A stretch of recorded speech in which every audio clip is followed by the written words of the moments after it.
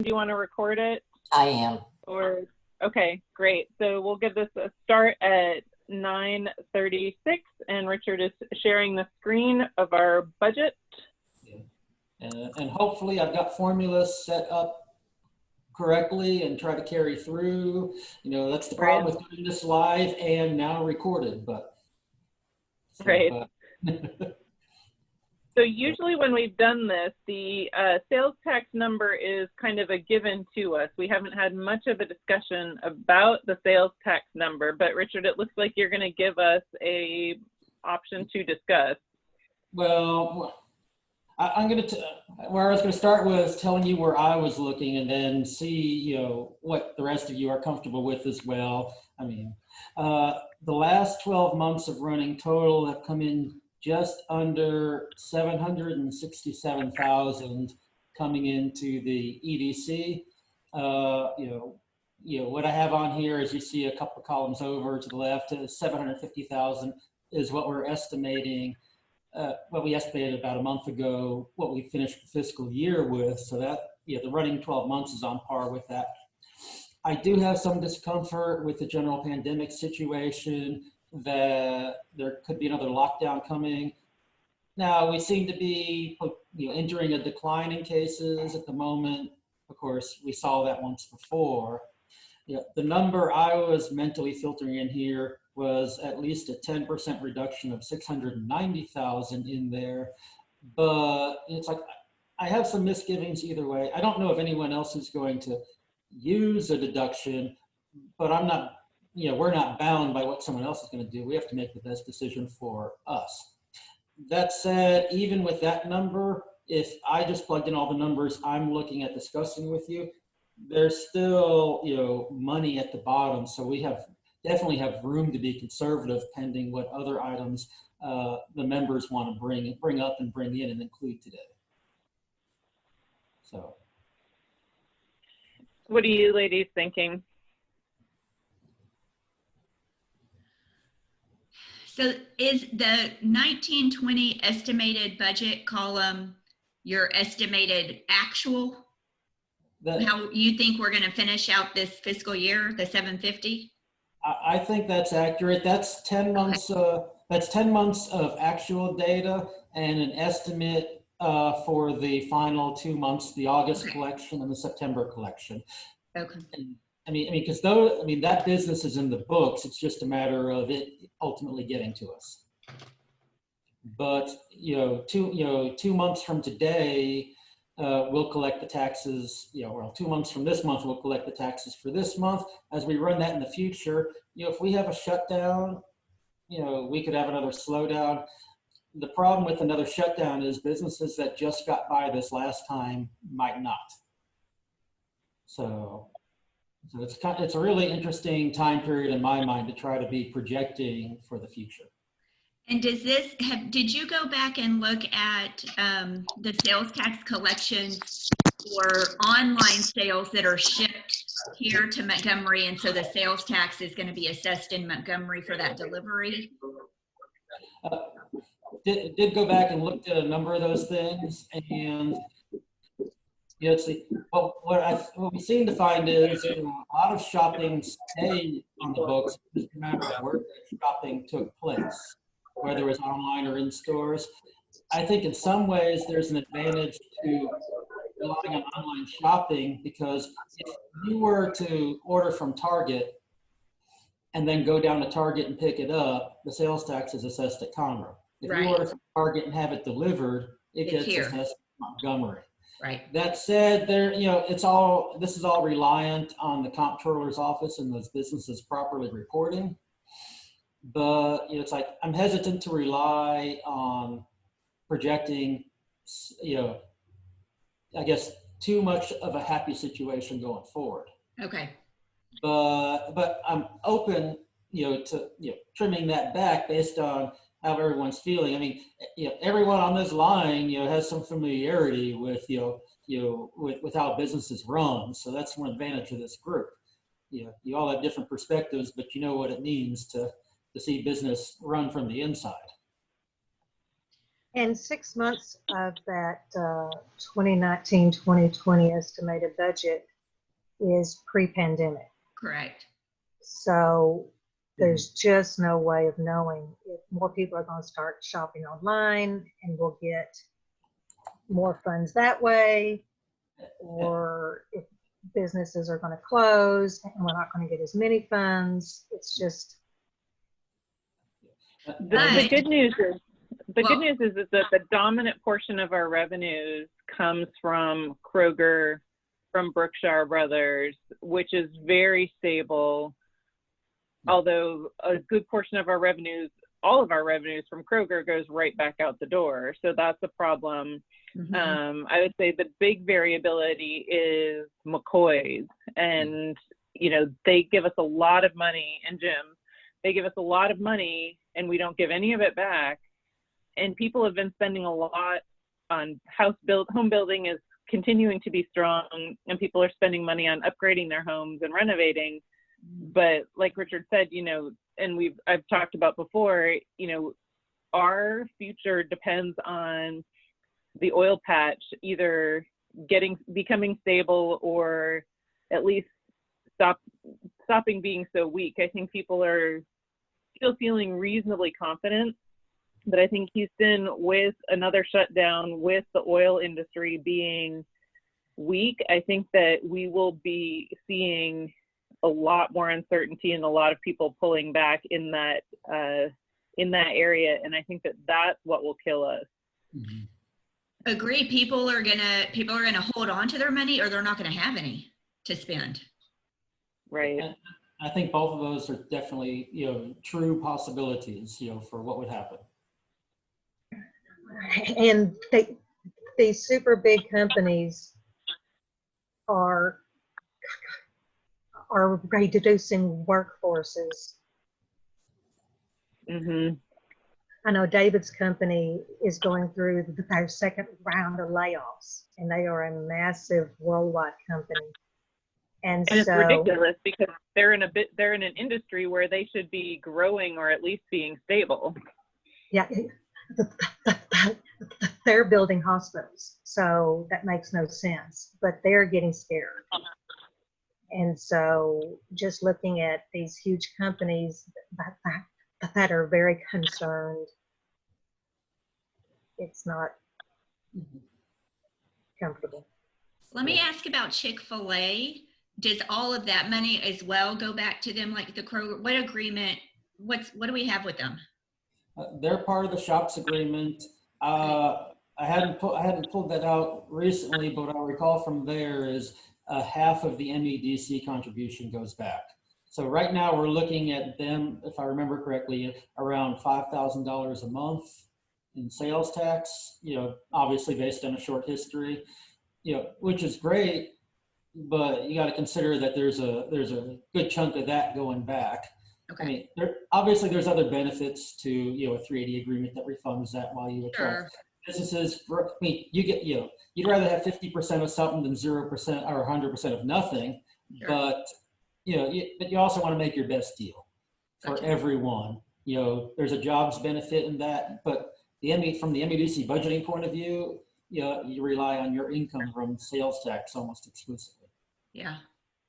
So I mean, I think 10% is the maximum reduction that we should look at for revenues. I mean, I'm thinking 10 to 15 to 20% is 10 to 15% down from last year's number is where I'd feel comfortable being for our expectation for revenue. And like you said, we've got the room in the budget. It's not like we're going to be firing 20 employees because of this assumption. Right. And I'm comfortable putting a more conservative number in there. I wanted to have a place I could start from, but I didn't want to put that number in without having discussion. Becky, are you saying a 10% reduction from what we're actually going to collect for this fiscal year? So 10% reduction from 750? Right. 675?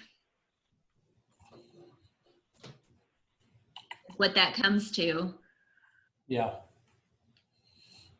And I mean, I'm comfortable with that number as well. It's like I said, I had flexibility in there, in my comfort level. Again, it's like that, that's a, it's like, and and from the expenses that I expect to discuss here, I wasn't bringing you something that ran us down to every dollar, partly because I knew directors have their own items that they might want to discuss, and partly because, I was trying to take a conservative approach on a lot of this.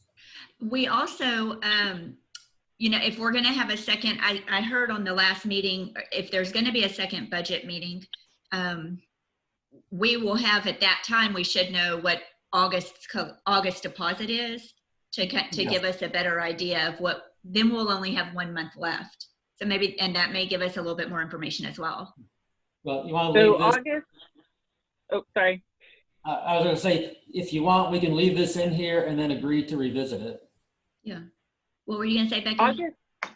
August should be relatively similar to what June was, just because August numbers represent May's payment or May's economic activity.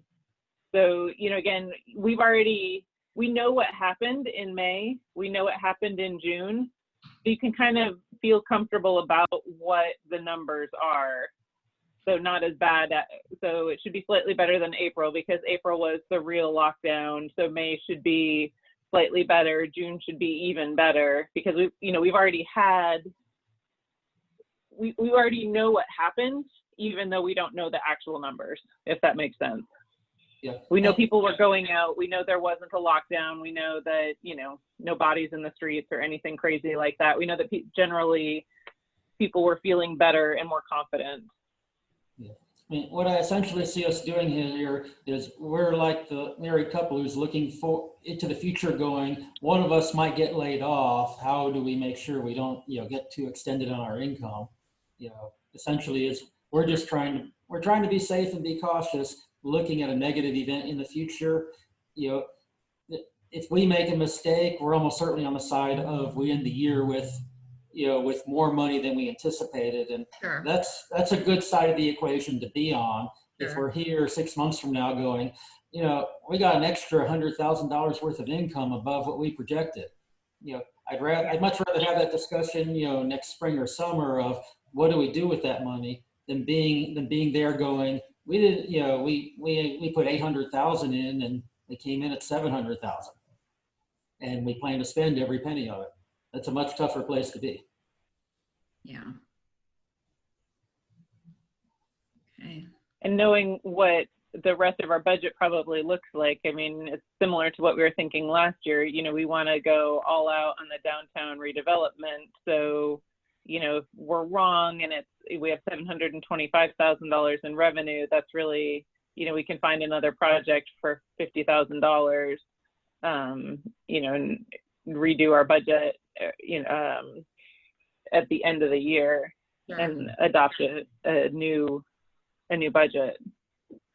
Yeah. So that's like Richard said, it's a good position to be in. And I think we're reasonably, or at least last year, we've obviously got new members this year, but last year we were all on the same page with what our overarching goals were. Yeah. And it wasn't it wasn't contentious. It wasn't that we were short of money for our main goals.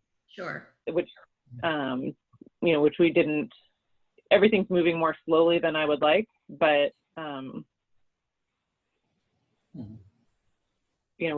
we at least seem to have the money for the things that we want to do either way. Yes. Well, I definitely prefer to err on the side of conservatism. I mean, to be conservative. And we did the same thing last year as well. Mm-hmm.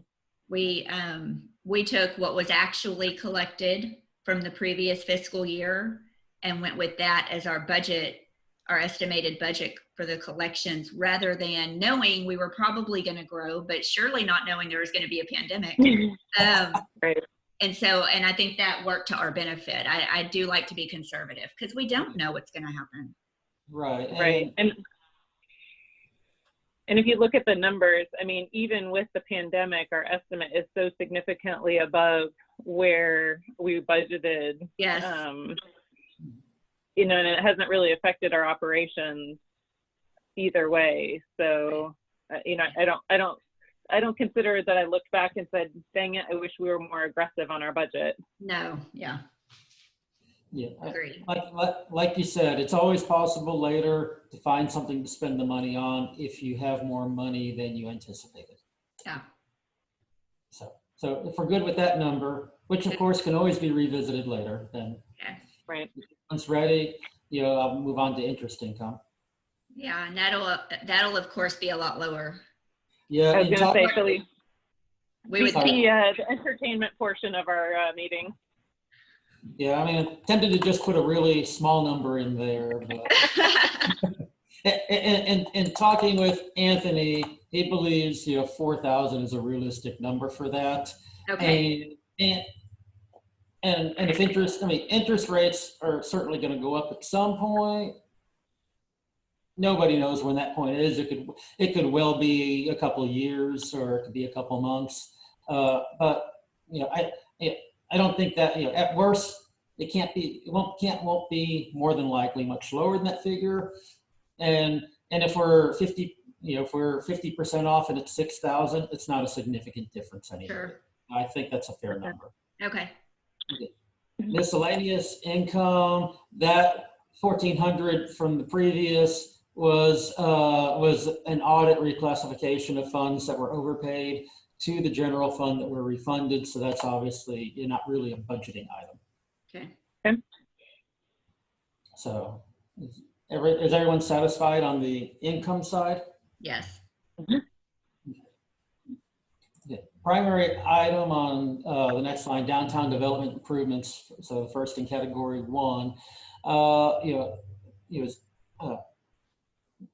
related to the RFQ, that's expected in the 30 to 45,000 range. We had 60,000 in there to give us some room above that. And for me, I think that's my starting point going forward, is putting 60,000 back in there. I was wavering, should we go between 65 up to, or 60 up to 75? But I'm thinking, let's enter it conservatively at 60, and knowing that this could be one of the items we want to revisit to add money to if the money is available.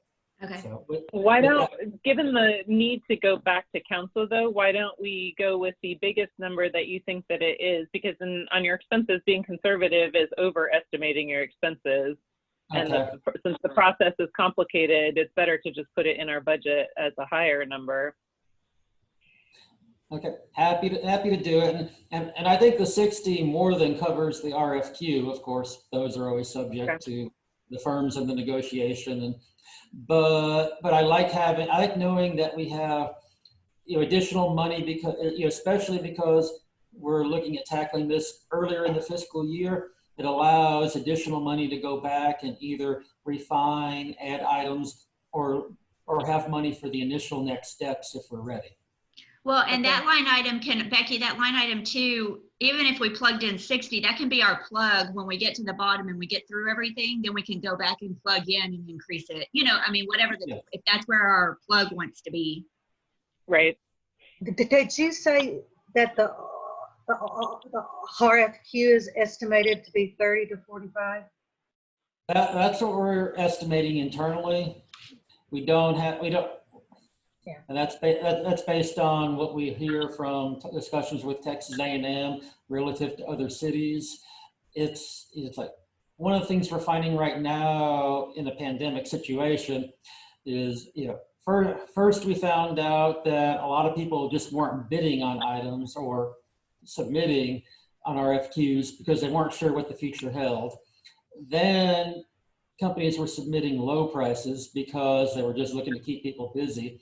Now some of those prices, you know, have gone up to where they were before and may start including the new realities of business. So they seem to be stabilizing now, but some of them may start to include the fact that people are doing business differently, working from home, or setting up new internal audio video infrastructure. And, you know, it's a possibility that'll have an upward trend on some of this. It's also a possibility it helps keep costs down. So all that to say, we think that's a good range. We just don't have a whole lot to base it off of in kind of the new way business is getting done. What exactly does that RFQ, what exactly is the RFQ for? The plans? It won't be for the actual building plans. It will be to have a full concept design, but it's not actually to take it to a full building plan state. It'll be where you work to basically finalize all the concepts and highlight those main items. And then from there, you take that to develop actual plans to go forward, either in whole or in part. So if we get the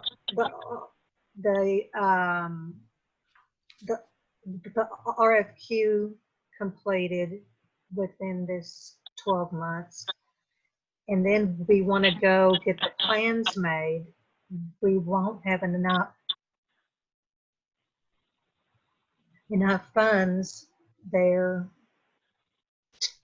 to pay for the plans, right?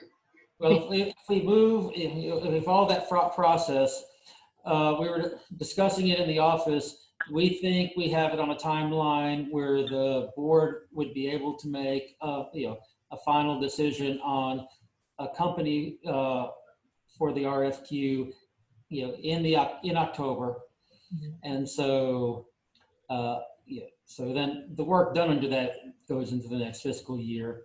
We think that would allow time to have that complete and begin to go from there.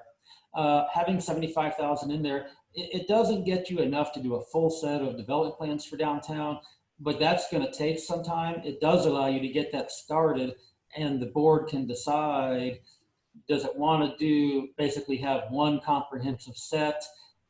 That's going to take a lot of time, and there'll be payments over time. So you'll have the money to start that process, already allotted. Or if do you want to pick and say, well, out of this, we want to pick this area and start there. And it's definitely going to be enough to start that. Depending on what you choose, it might even be enough to complete the initial plans for that.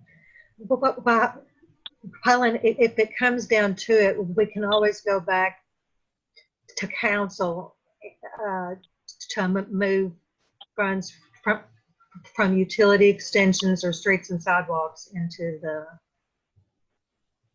downtown development category. Yeah, or even if you just have income, and that's where you want to assign it. Right.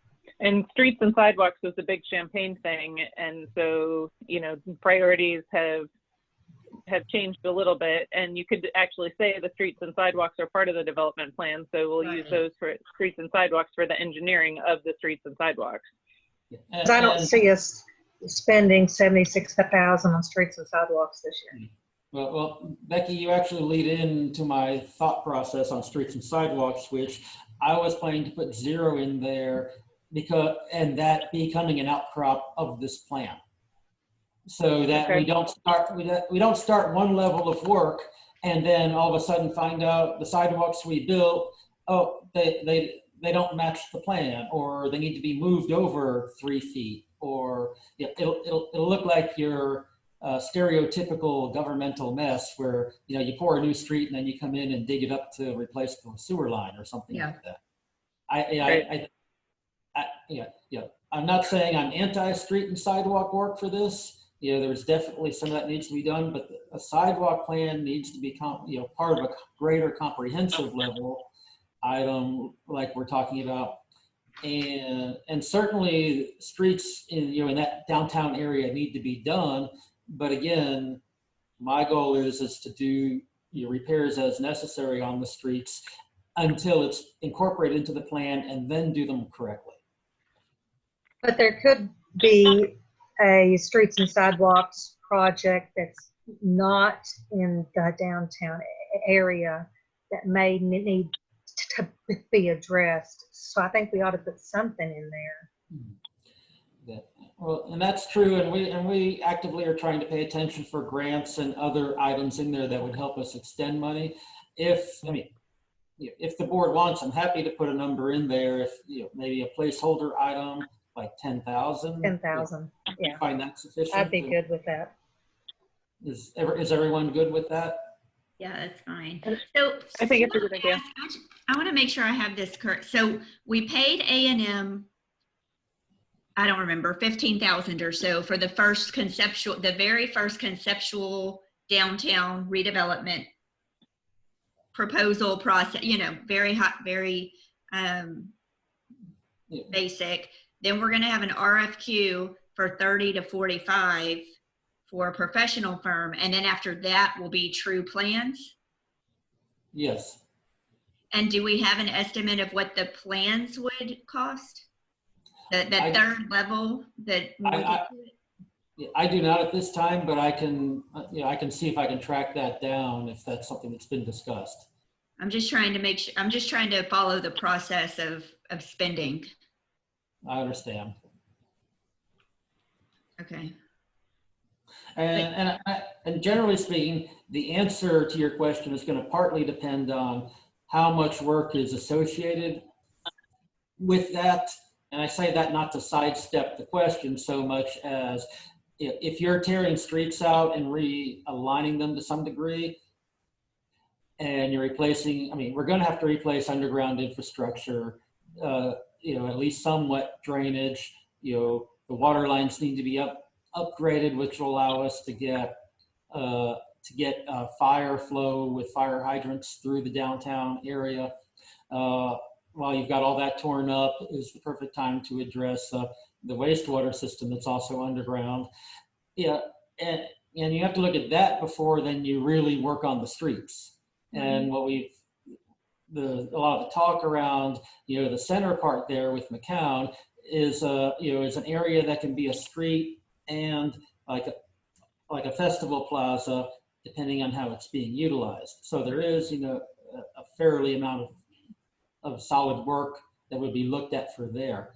I think once you go out from there, radiating outward, then you still have infrastructure development, but it's probably a whole lot less expensive than it will be just in the center part. But and one of the things I think would be beneficial to look at as part of that is the ability to get electric underground. Mm-hmm. Very nice. Yeah. So I was always under the impression that engineering costs were somewhere around 10 to 15% of the project cost, just as a very rough estimate. So again, if you have $100 of planters, then that's $10 in engineering costs, which is again not very helpful. But if all of your underground costs are $5 million, then that's what, $500,000 of engineering. Okay. right. So it's like Richard said, it's completely dependent on what it is that they're doing. Sure. Yeah. Now, you get into questions in a downtown development, it's like, what part of that is the MEDC contributing? What part of that is the rest of the city budget contributing? There's the possibility of debt issues versus what you're paying cash as you go along. It obviously gets, complicated and you talk about timelines and money, but yeah. But the But downtown, overall, we want to go ahead. go ahead. But the downtown, Overall, we want to avoid the lipstick on the pig thing where you put something really pretty over the top of something that's rotting underneath. Yes. Yeah. but the downtown development does not just include the upgrade to downtown, but there's companies who can request grants. Excuse me. So even though we just expect to spend 30 to 45,000 for our downtown improvement plan, or not plans, but the RFQ, we still could have businesses who request grants, correct? I think the better that our plans are, the more chance that we have, and more comprehensive, the better chance we have of catching grants and the spark of people that fund, or are the gatekeepers of things like that. Exactly. Our request for grants for that category has gone down in the past year or two, correct? We haven't had as many. As I understand it, that's correct. Yeah, I'm not as knowledgeable, getting too far back in the past before my time with the city. We haven't submitted anything recently, but we're trying to look for things that are very specifically targeted to something that we could utilize or are part of something that we have a record of having been discussed. So if we were going to apply for it, we've already got something to attach to it that's part of what we're planning to do, versus just a pie in the sky project to add to spend money that we weren't planning to ultimately utilize. Well, what I'm talking about is in the past, that category has been used for businesses downtown to request grant money to fix up their businesses. I'm trying to put this nicely without. Okay, I think I understand. It's like. Our businesses have requested the money of the EDC to fund upgrades to their businesses. What kind of upgrades? Their facade or air conditioning units? We've had requests for air conditioning units. We've had requests for flower gardens. We've had all sorts of requests that were approved, but those requests started getting not approved, and those requests have decreased. But we could still, because there's a description someplace, I don't know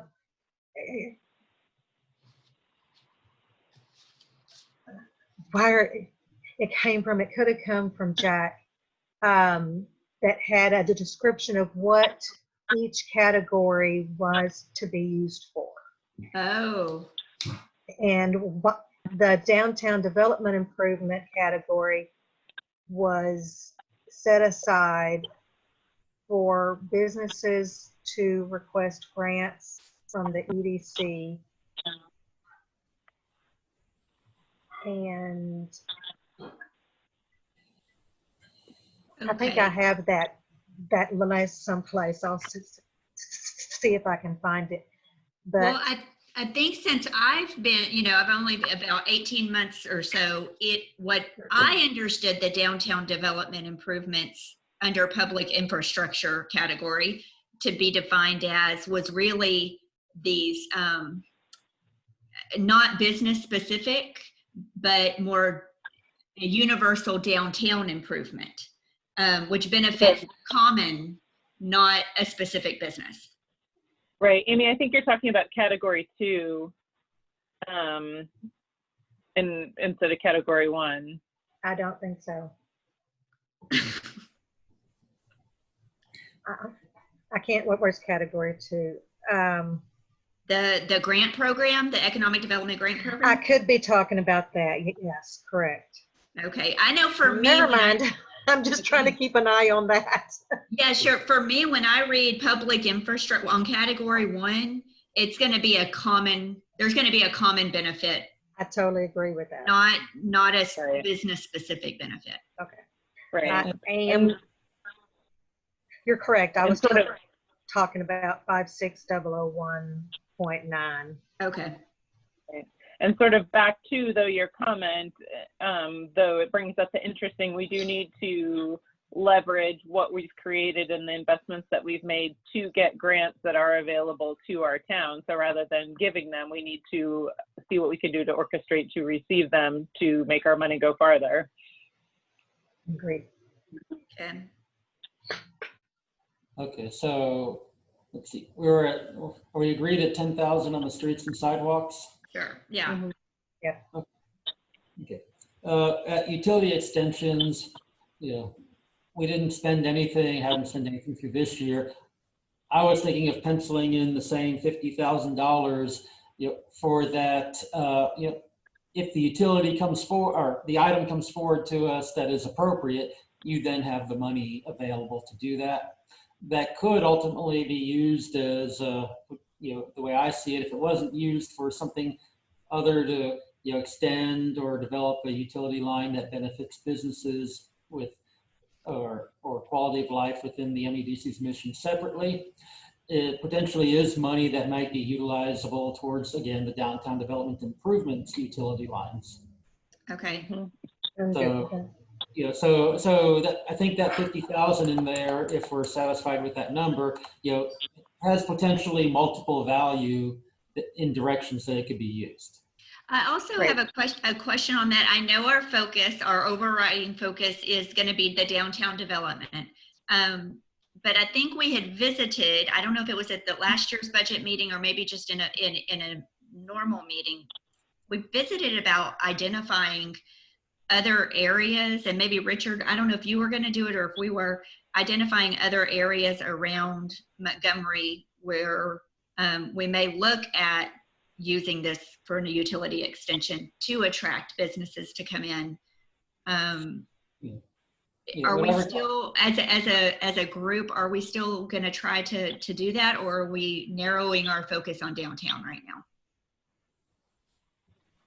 I think you need to keep that, at least that open as an option. There's several areas around the town that I will use what opportunities I have. I often do it, you know, between 7:30 and 8 in the morning on my way to work before City Hall opens, or if I'm going out getting something for lunch or going to a specific destination, and I will try to randomly drive through certain areas just to keep my eyes on different options as there's development either going or areas that I hadn't seen in a while.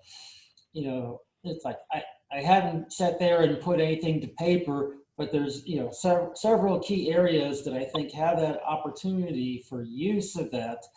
You know, once we know something is either committed to coming or there's a significant discussion that we could participate in, that, you know, it's like X business, you know, is looking at this area, but they might need some help from the local government to put something in. Okay. You know, and, you know, there was one we were talking to just off of the Lone Star loop there that ultimately didn't move forward on the property that would have needed about I think about a 2,000-foot extension of utility lines.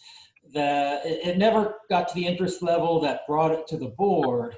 Okay. But we were talking with them, and while we weren't making any commitments, we were keeping that as an option and let them know that the city or the EDC would be willing to participate in a conversation. Okay, good. You know. And so, and while that didn't develop, we're looking for that opportunity should it be appropriate.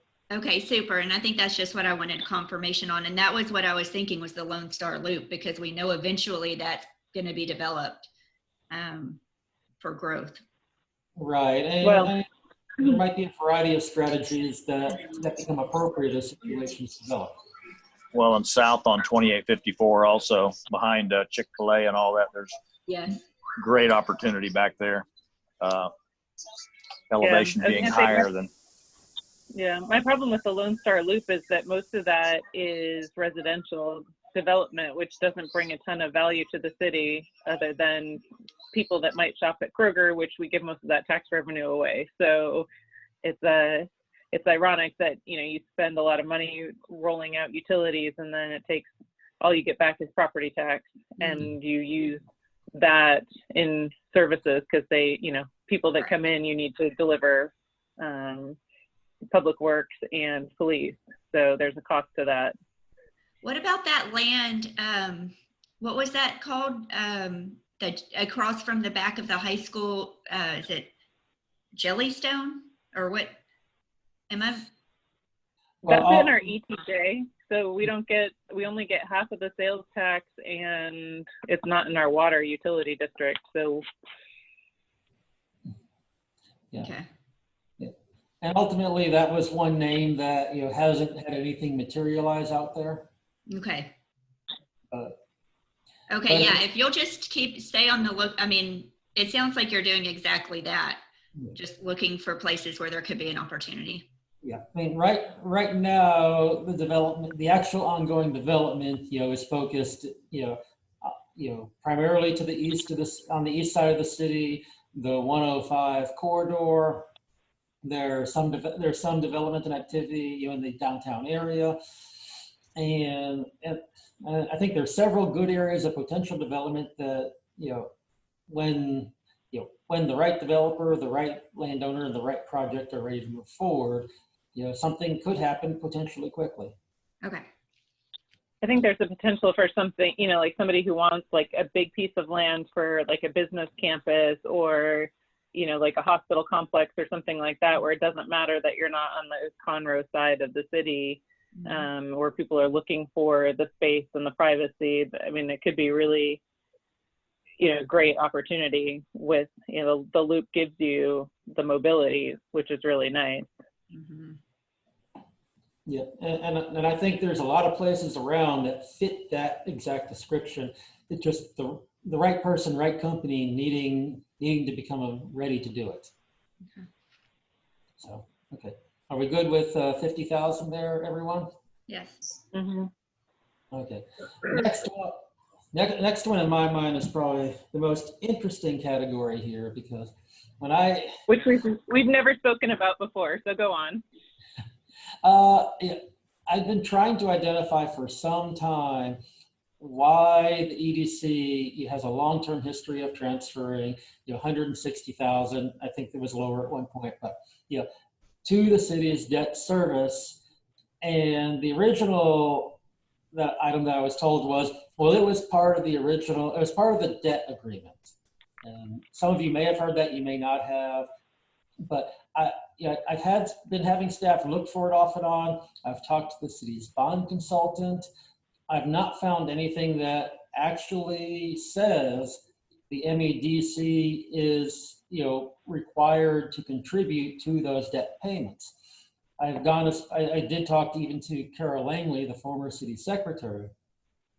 Her recollection of that time period matches that, in terms of that it was something that the EDC and the city agreed to do at one time, and seemingly it has just continued.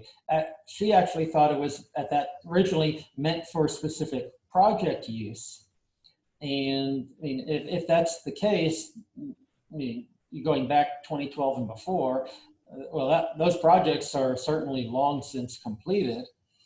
And I'm not saying this was an inappropriate use of EDC funds, because the city's debt service is so much largely, if not exclusively, towards the type of capacity development projects that you could certainly identify there was an excess of $160,000 that were appropriate expenditures, and the money could be used for the debt on those items. But there's not something firm in there that says the EDC funds have to go to pay towards the city's debt service for that. And Richard, you had told me that there was no actual EDC vote on this. I did not see a record of a vote on that. Now, that said, we hadn't gone through every page of every minutes. But as best we can tell, that's the case. So I'm sure, obviously there were votes that covered it. If you say voting on the budget covered it when it was included in the budget, I can't go back to the first time the funds were transferred, or that I can't identify how that first one was moved. So can you explain? I'm sorry. I was just going to say, I have last year's budget meeting notes in front of me, and next to that debt service transfer line, when we were going through and trying to figure out what it was for, I have in my notes Stewart Creek wastewater. Does that ring a bell, or did you find anything in regards to that? I have Stewart Creek wastewater next to transfer to debt service, and then I have a note, Richard, to see, we'll look up legal agreement and how much time is left. And And every time I've tried, you know, I guess asking the question, and I've asked it again more recently, it was when I asked Carol Langley and asked the bond consultant, you know, that, you know, it seems to tie back like that it was meant for, you know, a previous project, and it's just carried forward. Okay, yeah, I have water well number 4, Stewart Creek wastewater. Yeah. So the history of the time would have been when, you know, prior to me being on council, but Champaign and Bickford would have been on, you know, the city was in extreme financial difficulty and they had to cut the budget by some 30+%, and they had to get rid of a number of employees. I mean, it's a very dire time to be making an investment in upgrading the wastewater treatment plant. There is no way that they could have afforded the payments on the wastewater treatment plant. So to me, it makes sense that they partnered with the EDC, and that was my understanding of it. But, and I'm stunned that there was no legal agreement as part of the bond deal, because the city could not have afforded this otherwise. You know, the property taxes did not exist to cover the payments. Yeah. Now, but there seems to be no paper trail. Yeah, I mean, even if it was something that a past EDC board voted on, you know, a current EDC board, you know, can vote to do something different, just like we year to year adjust the budget. And that's making the assumption that it was voted by a past EDC board. So I mean, I do have an alternative use for that money away from debt service if, you know, that I was going to propose for the $160,000. And my proposal for that is not to transfer it to the city's debt service, but to transfer it to the city's capital projects fund for some of the specific projects we have coming up. You know, we are at the beginning of well, the water line expansion that brings, you know, connects 12-inch water line from the east side to the west side, increasing capacity out towards the west, not just what'll be, you know, could be, you know, residential quality of life and expanding the flows, fire flows, as well as for use, but also business purposes to get that full flow out to the west side. You know, that is, you know, over a $900,000 project. We've just taken in bids, and presumably the city council will soon begin to move forward on, you know, the work at upgrading the capacity at Water Plant 3. That also is, you know, a $900,000 plus item that will ultimately what these do is they expand the city's full water utility capacity from from I think it's around 875 connections to over 2,000 connections. Wow. And I think it's closer to 2,500. So, you know, that is a significant expansion of utilities, you know, not just for residential, but for the future businesses that come forward. And the city, yeah. So, you know, I mean, just within that is close to $2 million worth of work that'll be done in the next year. The city's water and sewer fund excess is what helps make up the city contribution to capital projects in some degree. And so there certainly is room for, you know, using these funds from the EDC towards those utility expansions in a way that is in line with what the state says the funds should be spent. And essentially, I know it might sound on the outside to some, and in some ways it's true. You're really moving the money from one pot to another. Sure. But I think there's something to be said about the appropriateness of using the funds clearly for their intended purpose. Mm-hmm.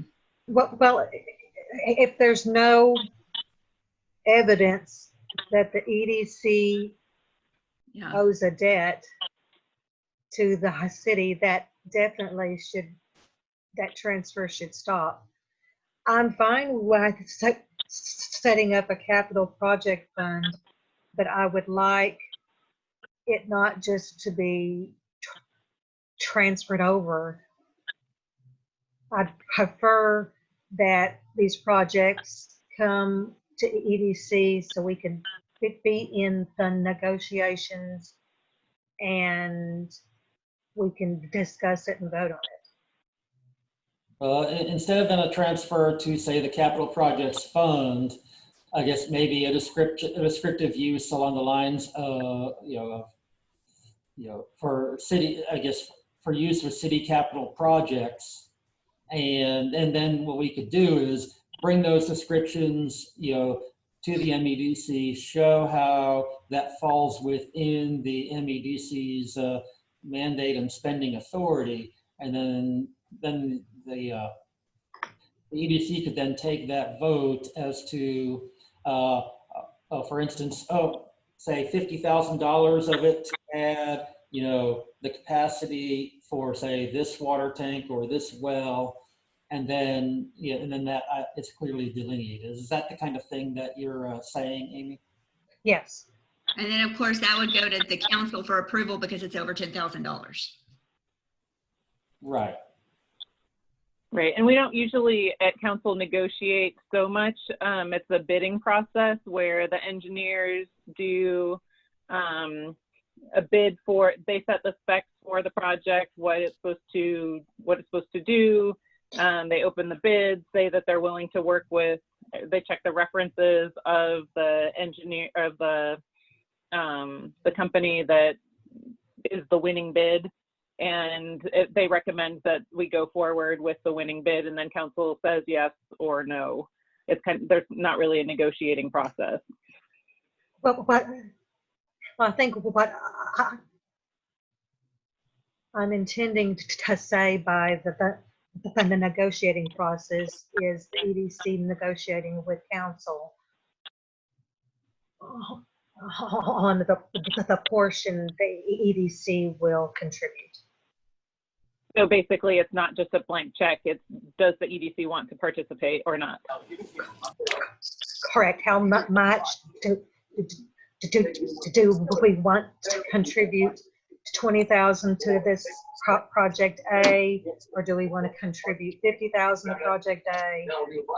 That for the EDC to have more control over its funds and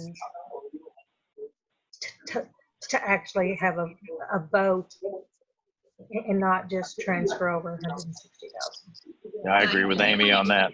Yeah, project specific rather than a blanket 40,000 a quarter. Use however you want. You want to be project specific approval. Exactly. So that should be a 0. Well, or the potential contributions to city capital projects or something like that. To just change the category name. Yeah, We'll add a new category. So Richard, I wouldn't change the name on that only because it does apply to what we've been doing, but we would need to add an expense line, a category line. Yeah. I just, instead of trying to do this live and taking that's fine. Yeah, we'll know what that is. I'm going to vote for a new category. Yeah. Sorry. Just some abbreviation here, so that we'll get Anthony to take care of that since he's the expert on this level of it. So, but I like that. Right. Okay.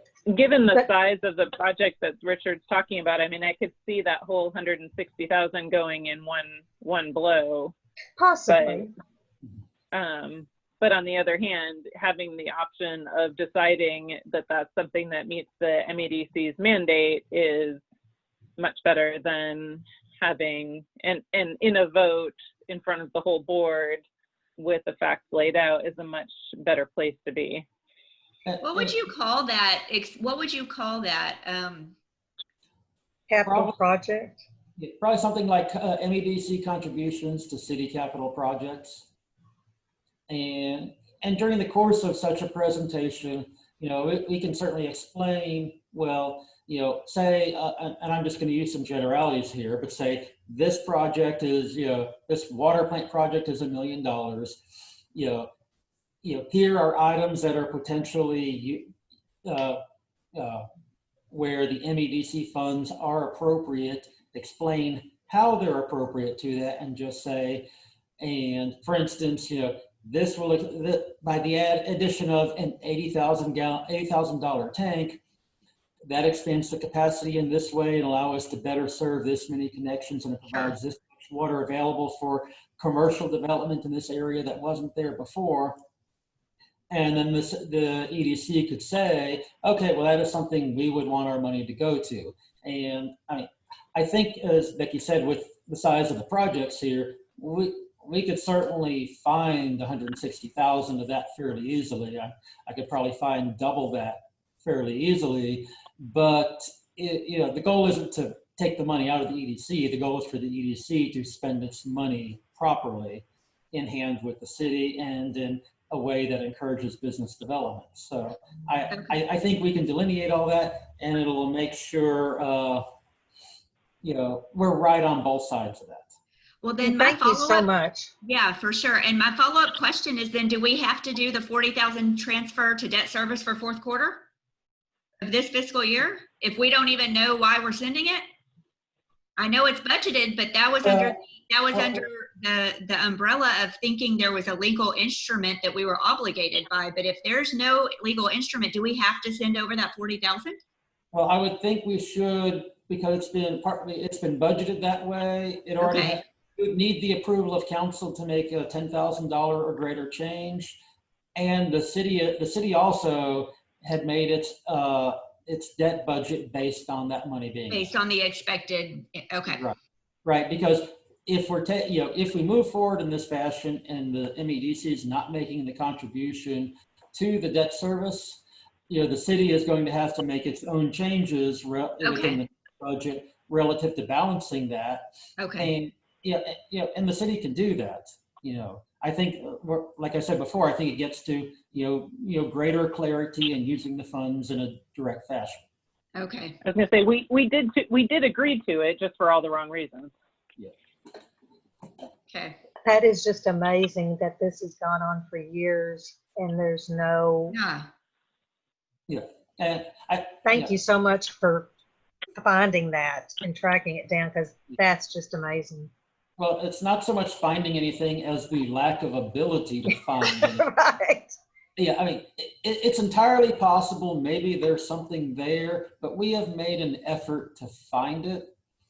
And obviously, as time goes on, everyone gets better about record keeping, and maybe whether it be a lack of clarity in the records or just the honest a mistake where it was intended for something, and then as time went on and people changed and came in and out, it just stayed on the books because people thought it was supposed to be.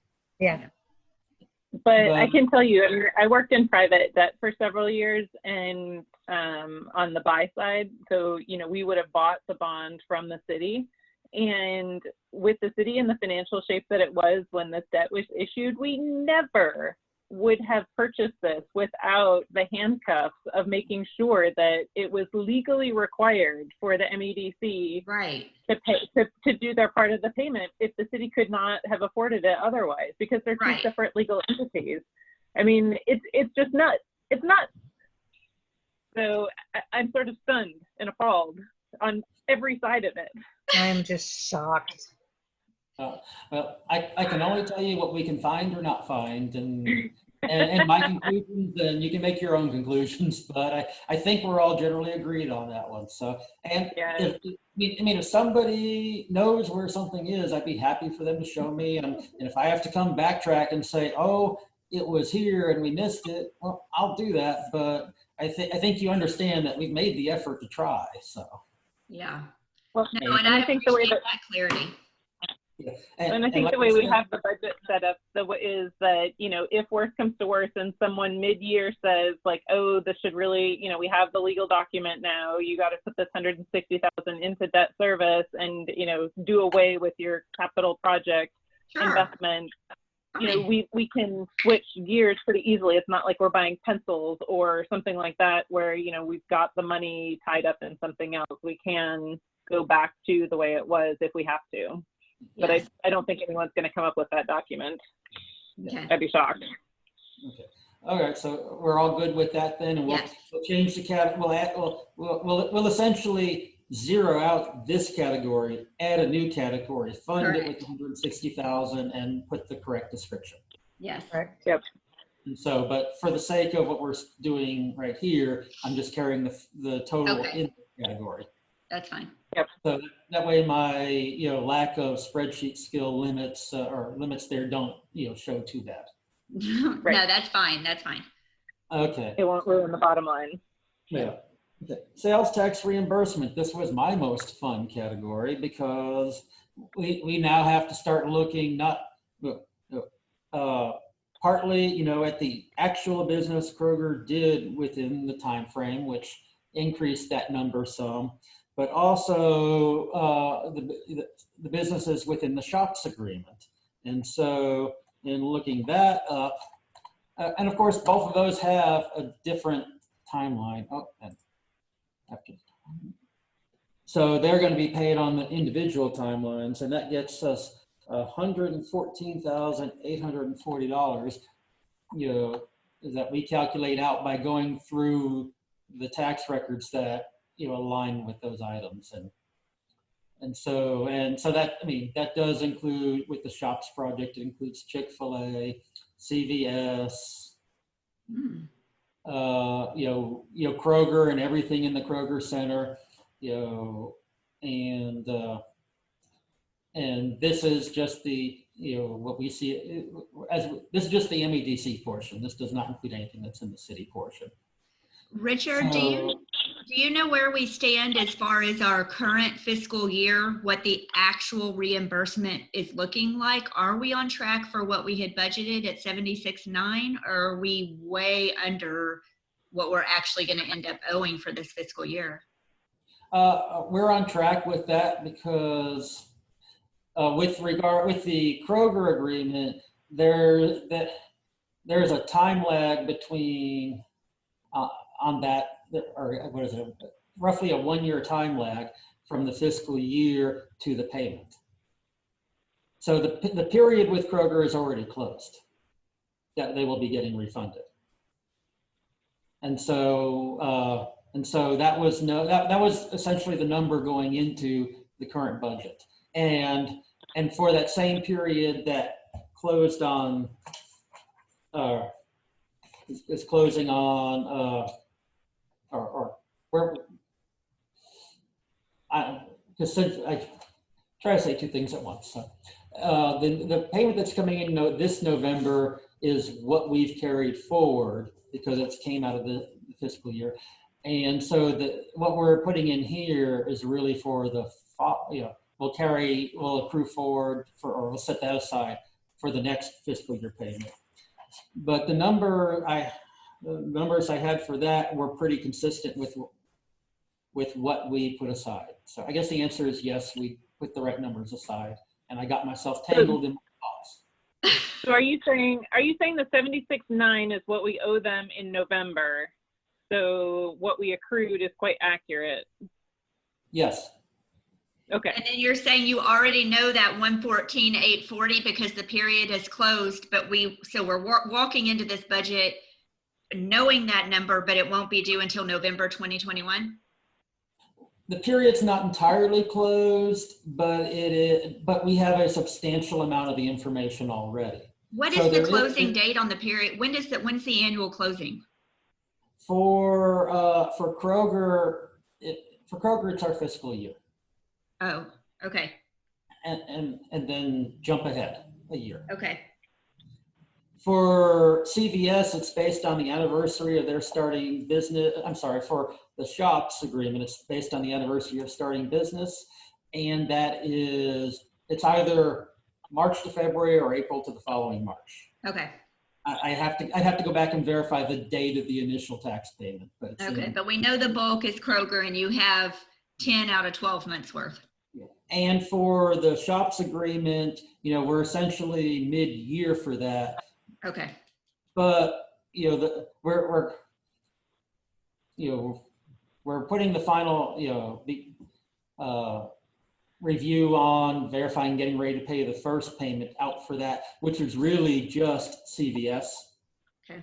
And so anything on Chick-fil-A, because they opened in May, they're not going to be owed until after the closure of the first period. So, and so those funds going forward from essentially, I'm just going to say, March through February, assuming that's correct, from last March through next February is due this coming fiscal year. So obviously part of that period has not occurred yet, but we put estimates in there for that. Okay. So there is some estimation in there, but so that's why I say this is largely based on real data and partly based on estimated data. Hey, what do y'all think about rounding it up to an even pretty 115? That's fine. I'm cool with that. Okay. Sounds good. I'm amused that I just didn't do that and I went with the number that I had on my paper. So We appreciate your exact figure. it automatically looks more correct if I do it that way, right? I know. But that is the problem with it. Since there are some estimates in there, it makes it look like it's a real number instead of an estimate. Yeah, but I think that's a nice, pretty round number. Looks good to me if everyone's happy with it. And it comes out to quarterly 28,750. So That's not bad on a quarterly fashion either. yeah.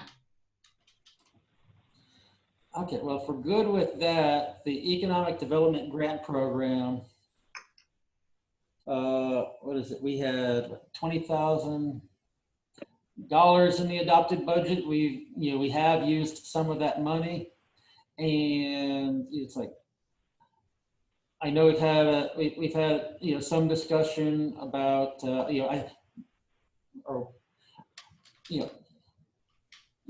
on this before, both earlier today and before. I know one of the things to help safeguard appropriate use of this is that the EDC board has stated that review must come through my office. One of the things that I should report back to the EDC board is the appropriateness of a project to go forward, and I had the ability to reject it before coming to the EDC board if it doesn't meet the criteria that you can spend the money on. And so it's like I was thinking essentially of that being a good number going forward. I didn't know what thoughts the board may have on that, and so I certainly that's a very discussable number. Can you explain the actual budget's at 500, but the estimated budget's at 10.8? Can you explain where the extra 10.3 is expected?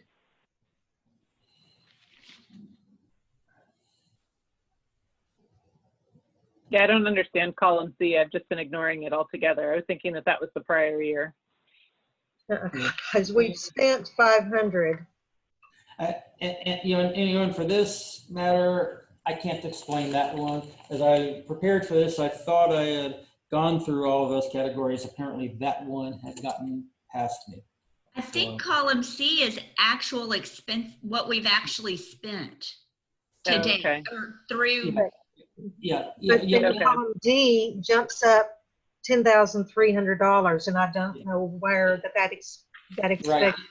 Yeah, and Amy's correct. The way this was put together, column C was the actual expenditures through June. Through June and what we had to date, through July. This was put together as of the right before the end of July. So. Well, we know if I'm right, the $500 are the two $250 utility grants. I think so. Yes.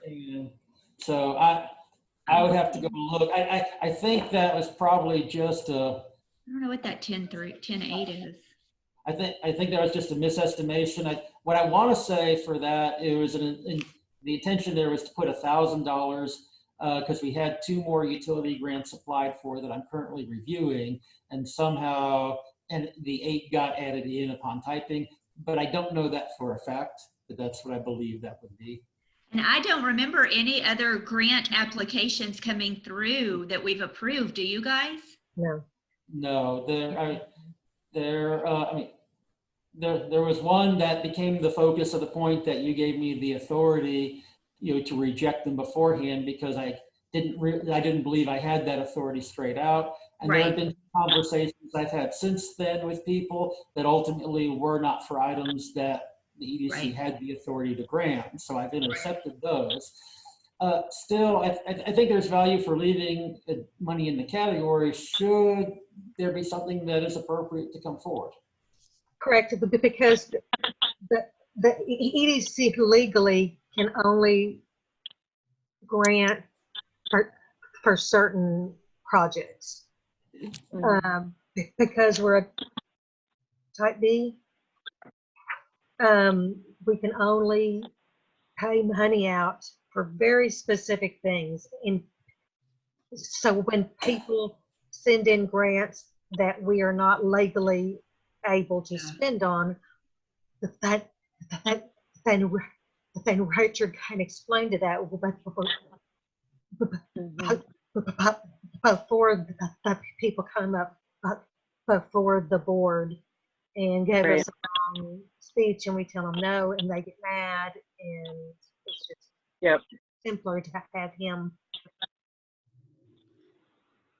And I like keeping that as a placeholder there as well for the same amount, because should we come out of this COVID thing, we do want to have the opportunity, should appropriate applications come in, to be able to help them. Well, and like the utility grant, which was more of an overarching program, that doesn't mean as well we can't use it for an advertising campaign or something like that benefits the whole city. There's really a lot of broadness to the category, which is to the advantage of the EDC. It's just a matter of the right item coming along, or the decision to do something proactively with it. Yeah. Right. So, okay. So are we decided upon that? Yes. Yep, I think so. Okay. Last time they budgeted $1,000 towards the walking tours, and it's something money hadn't gotten spent on. Wanted to kind of get the sense of, is that something that we want to look at, either putting placeholder money in, or look at becoming more active in than it had been, or moving on. Can you explain what the thought is behind the walking tours? Because it's been on the budget for years, and I'm thinking that things have changed. This is one of Shannon's programs. We had paid a bunch of money to districts to do these beacons that have, if you walk up to it with the district's app on your phone, then your phone will start talking about the location that you're at. So we have all of these voice files and pictures, and honestly, I've never actually done it, and I don't know how many people do. I should probably get with districts and figure it out. Obviously, it has not taken off, but I think that the idea is good. We just needed to figure out a different way to, I think, to project it. And I'm wondering if something like QR codes where, there's a sign and somebody's in front of, say, the Addison Gandy House, which is never open, so you can never ask anyone about it. There's a nice sign. The QR code, if somebody's curious about it, they can, click it. It goes to the city's website, and then the voice code starts going and talks about the Addison Gandy House. I have all of the background voice and data. So I think it's still worthwhile, but, again, when certain volunteers end up doing all the work, not everything gets done every year. So I think I'd still like to keep that money there in case I get some extra oomph and start doing it. I think that it'd be something extra to give people to do. But I think the category walking tours is very specific. Would it be better to have a broader category like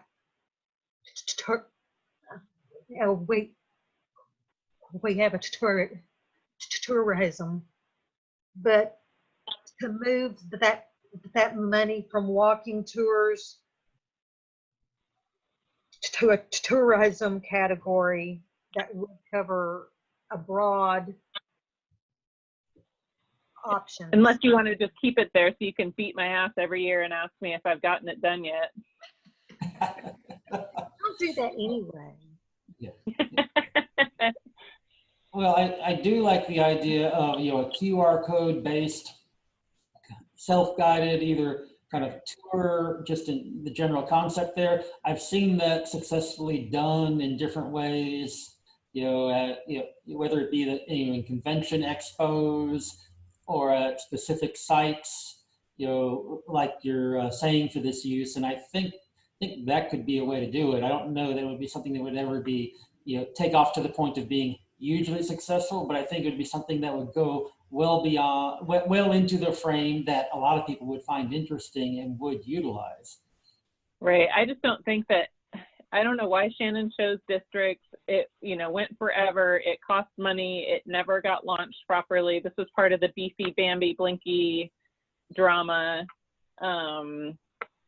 You know, it's just always been, I mean, it's one of those MEDC boondoggles. If you look back and how much money has been spent on it, you know, I'm sort of reluctant to let it go, but, you know, she didn't pay for outdoor batteries and this and that. So it may not even be working as, you know, the beacons themselves. So, but I'm just curious, if we created a broader category, we could use those funds for all types of tourism projects, including a walking tour, but that would give us more options. Well, you know, I think when I look at the category 3, quality of life, versus category 4, marketing and tourism, I think what we need to ask ourselves is, for quality of life, all the accounts under that seem to benefit the residents of Montgomery, and it's targeted to the residents, whereas the marketing and tourism is targeted toward outsiders, so to speak, those not living in Montgomery. So do you feel like the walking tours or the concept behind it is geared more to provide something for the residents, or geared more to bring in tourism as an activity for someone to do when they come to visit downtown? Well, here's another question that doesn't answer your question. We are limited on how much we can do in one of the categories, which I think is the quality of life one. So would it be better for the limit in that category to move it down to marketing and tourism anyway? I think so.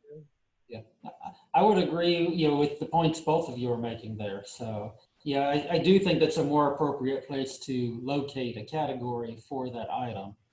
And, you know, and we could certainly provide a name a little differently than walking tours. It's just so specific.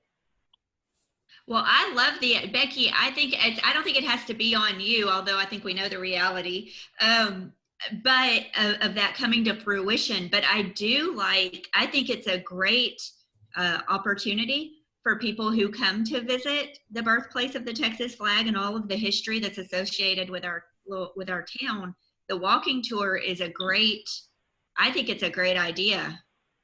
I think the big problem is that people haven't known that it's there. If you absolutely, I agree. It's the marketing of it.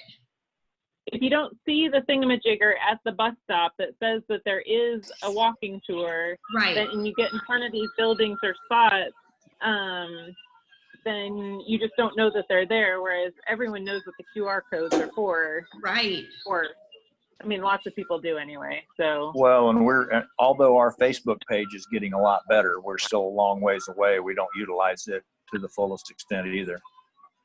Right. I'm working on it. Hey, Oh, is that you? Yes, that's me too. Yeah. well, Well, I do. thank you, I guys. think the I'll take walking your tours criticism on is a board. really great attraction. Okay. Well, as far as moving it down, then marketing and tourism, what about a dollar amount for that?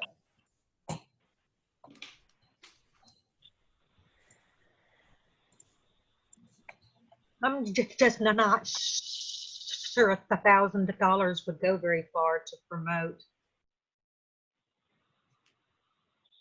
How about calling it signage? Because that's really what I'm talking about. It's not necessarily the walking tour itself, it's the signage related to it and QR codes and that kind of thing. And I'm sure we need it everywhere.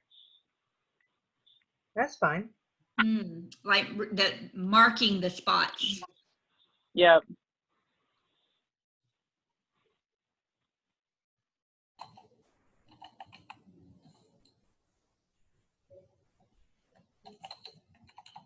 So just a broad signage title? Yeah, historical signage is what Richard's putting down. I think that might be, I think that'll do that it. might cover it. Mm-hmm. Oh, My typing is bad enough, much less trying to think while I do it. But, okay. okay. And do we think we needed more than 1,000? Do you want to leave it at that for now?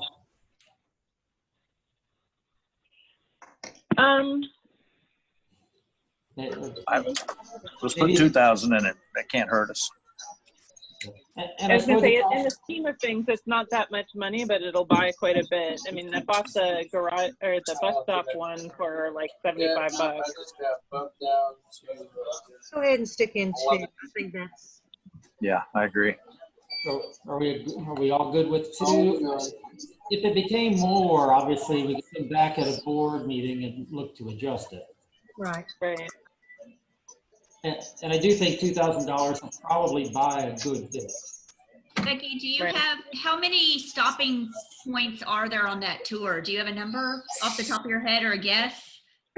I want to say it was like a dozen. Okay.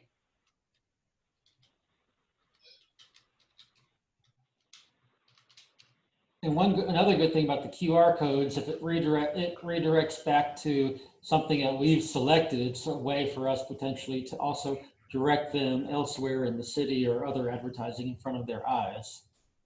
Right. Okay. Right. So we could use our city website. We could also potentially use Facebook, although I haven't tried. Well, I know it can go to Facebook, but I haven't tried putting sound clips on Facebook.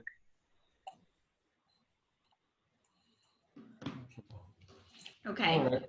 Well, then if we come back up to category 3, the removal of blight category would be next if we're done with the signage. It's like, I think part of this gets to be, there probably would have been more, or at least possibly, and maybe probably would have been more spent had there been more activity going on throughout the year. There's been some talk about more engagement with some of the homes up and down the 105 corridor to the north and trying to help clean up certain areas. That's maybe a way that the EDC could provide dumpster space for.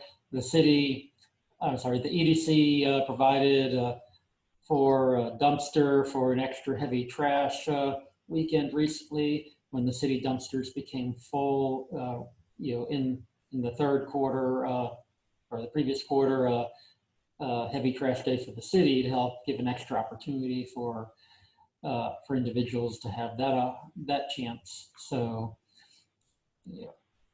I think $15,000 is still a good starting point for here. Didn't know if anyone else had other thoughts to that. I think it's fine. I'm fine with that. Yep. Agreed. Okay. Okay. Okay, events. We started the year with 35,000.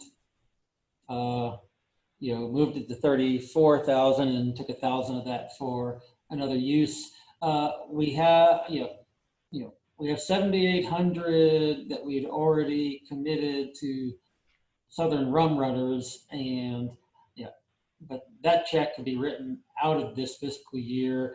might need Julie to answer whether or not that needs to be booked to the current fiscal year or the next fiscal year, because that's an October festival date.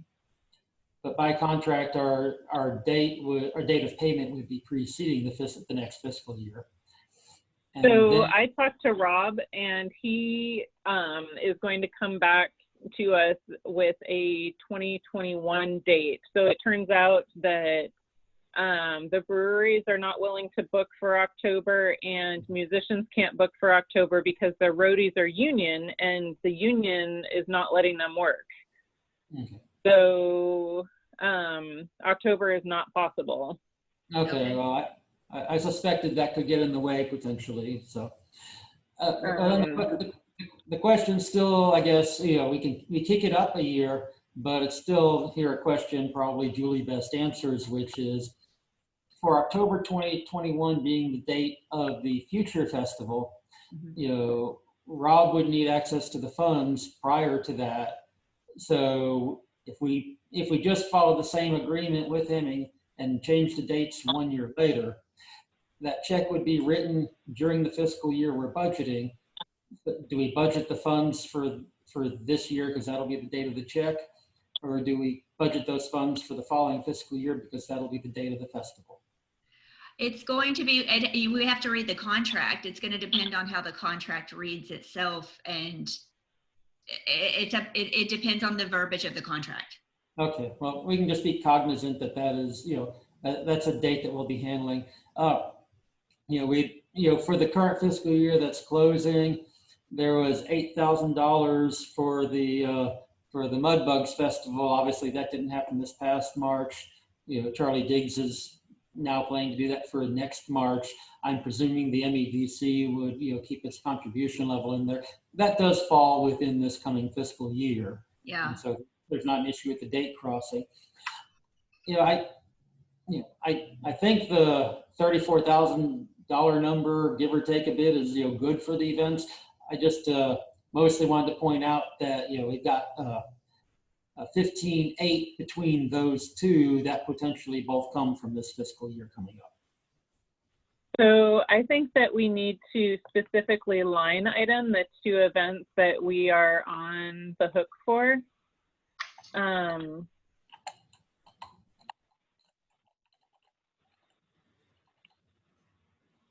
Yeah, with the Southern Rum Runners, it's if the contract says that if it's in advance of 7,800, then I don't know that would be something that needs a line item. It would be a prepaid expense. But Mudbugs needs to be a separate line item for sure. Well, it's a payment, for certain that goes towards certain items. There is the element of the contract that allows for a return of funds based on attendance to the festival. It's actually possible the EDC could get more money back than it puts out. But for that $7,800, it is delineated towards certain items. It's not just a straight advance. Okay. I was gonna say, in theory, we could get nothing back if they get no customers. Right. Well, I'm fine setting up. I mean, I want to see the contract just to make sure of the verbiage, but I'm tentatively fine setting up two specific line items as sub-accounts under events for the Oktoberfest or Southern Rum Runners and Mudbug. Yeah, and we'll put a more correct name in, obviously, with the line items. Sure. Right. But go ahead. I was just going to say, and then since the city is going to be doing the Christmas parade, and I've seen the budget on that, we're going to come in with a not to exceed request of, what was it, Richard? It wasn't 5, was it?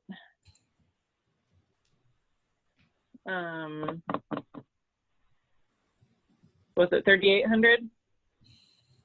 3,800 is what was coming to my mind before you said it. So we're pulling that same number out probably for that reason then. Okay, so we're down to about say $12,000 really available for festivals in 2020, 2021, which might be enough given that, you know, you don't know what's going to happen next year, but that's actually not that much. What did you say is the Christmas festival? What? The Christmas parade, the city is taking that over. Okay. So it'll be an internal festival. Don't ask. Okay. So we've got, so out of the 34,000, we have earmarked 7,800 for rum runners, 8,000 for mud bugs, and 3,800 for the Christmas parade. Well, Right. the Christmas parade hasn't come to the board yet, so there's possibility that the board could reject it, but I'm just assuming that the board will support it since it is an internal one. Okay. But obviously that's the possibility of a no, but that just leaves us like $12,000 for anyone new coming in. Is that enough, or do we want to allocate more? Is there more to allocate? That leaves 14,400 are the Oh, it does? Okay. Yeah, I just wanted to make sure I'm not, it leaves 14,400 for the events. Okay. Because neighborhood water party's not included in that. Right. I mean, I think that's enough for, you know, 2 significant events and, you know, there alone, and maybe even enough for 1 or 2 smaller things. So, yeah. Okay. I think that's probably good enough. Certainly the board could look at adjustments if something Okay. came up that just couldn't be passed up. Okay. Okay. Okay. The neighborhood water party, we didn't get to do it this summer, obviously, for the pandemic. So we've done it. We did it once, 1 year ago, and then a few months. It was the first time it was done. As my understanding was right after I started working here. But I was there. And, I mean, it was fun. It was well received. You know, I think people would look forward to doing that. We did it with about $750 worth of expense. The little bit of money you see here, right, you know, and well, I think the estimate is just to carry over the $38 actual was, you know, some very preliminary, I think it was just some very preliminary stuff and then of some materials bought.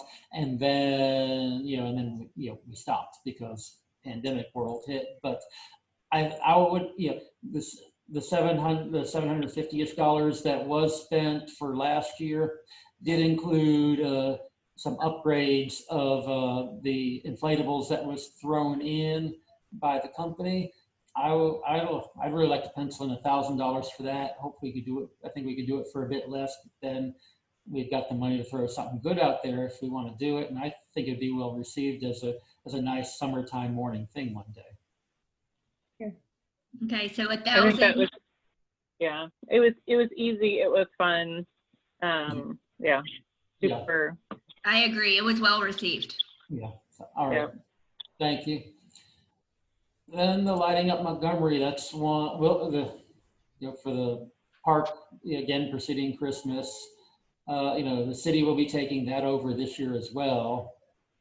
But we had 1,500 budgeted for last year. It came in, 931.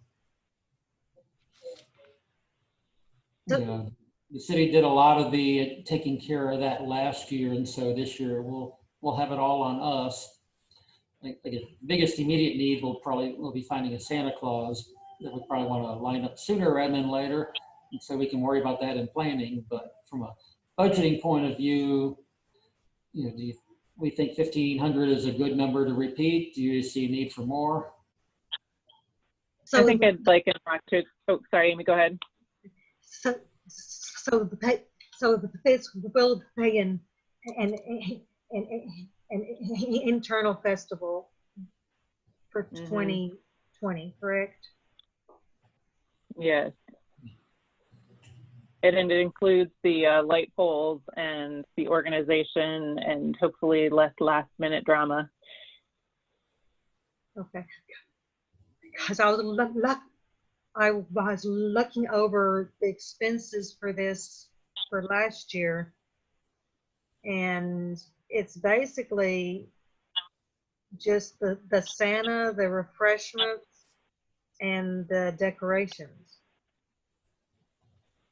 So I'm not entirely sure. Did this include the decorations for the Civic Club to give out as lighting prizes? This included $194.97 in wreaths paid to Okay, so yes. $300 for the Santa, $106 for refreshments, and $329.78 for accrued amount charged to card services. I don't know what that. I think that was a mistake, because I'm looking at the general ledger as of March of this year. Well, no, is it two different, Amy? Are those two different entries? Yeah, because it was placed in there, then taken out, then placed again. Let me pull it up. So that'd obviously be something that Susan or somebody charged on the corporate card, but it doesn't itemize what that is. For 10/30 to 19, it doesn't say what Right. that charge was specifically. It was just accrued amount charged to card services for the Montgomery, lot at Montgomery. Okay. So that's confusing. And we find out what that charge is specifically for? We can go back and look for that. Yeah, they should be able to just pull the credit card statement and tell us what it is. Oh, Either way, I anticipate it's going to be a little bit more expensive with COVID cleanup, because anything that we do is going to have to be, individual baggies for any snacks. Santa's going to have to be sanitized. Yeah. Although I have some thoughts on how we don't have to Lysol him in between kids. I know, right? yeah. We have a Lysol Santa. Anyone? Yeah. Tell them to stand up, spread out, and spray them down. Yeah, well, my idea is actually to have a Santa throne 6 feet away from the child seating, and so they sit separately together and do photo, have a backdrop and lighting so that you can take pictures, but, Santa never touches the child, and then you sanitize the place where the kid is in between. Okay. So all of that's going to take money. Yeah. So we probably need a little more for that. Amy, related that one expense you want me to get looked up, what was the date on that? It's 10/30/19. There's actually two expenses. There's So two items for 10/30/19. There's 104.95 and 224.83, and they're both dated 10/30/19. Accrued amount charged to card services. Okay, so let me make sure I got that correct. One of them was 104.95. The other 224.83. Correct. Okay, I will see that we get that. I want to make sure I get that jotted down. Yeah, and I'm glad we're taking it over this year. I have been feeling very uncomfortable about just writing checks to the Civic Club to do whatever. I would like more control over our spending of our funds. So I don't show any checks written to the Civic Club for this past fiscal year. Do you see something? let me see if I can get out of here. I can't get out to look at my computer because I don't really know what I'm doing with this Zoom thing. So let me. I know we had in the past for the first, second, and third place winners on the decorations, but I don't show that we did that this fiscal year. I've got the wreaths, the Santa, the refreshments, and they're specifically marked Civic Club. Yeah, but the checks were written to an outside vendor, not the, are you just saying they were written to an outside vendor, not to the Civic Club? Okay, good, thank you. So the refreshments were written to Montgomery Original Snowballs directly, Okay. and the wreaths were written directly to Bride and Bloom Florist. Good, okay. Good then, I was just, Okay. because I know that the Civic Club is like 2 people. Right. Yeah, no, I know that we had talked about making that change to go directly to the vendors for invoices submitted. Good, okay. Alrighty, I'm good with that. I would like to bump it up to 2,000 just for the extra COVID requirements. Okay, that was If even. necessary. That's fine. And I mean, you know, since the city is doing all of it, you know, it's not going to get wasted in, you know, random unexpensible, unfindable things. So if we don't need it, we won't use it. Exactly. I just want us to have more control over our funds and know exactly where they're being spent and approve what the funds being spent, not just Sure. give somebody Willy-nilly. Right. dollars and say good luck. Mm-hmm. So anyway, I'm good with 2,000. Okay. Okay. With contests, prizes, activities, that's contest activities, prizes, that's something that we just added in there. Right. That was one of the changes on why I sent out a separate worksheet yesterday, because it didn't carry forward into the one originally sent out. And it's like, just because we're still getting a little traction on some of this with the social media, I do think this is a category that ultimately will prove valuable for us. Yeah. In my own notes, I was, I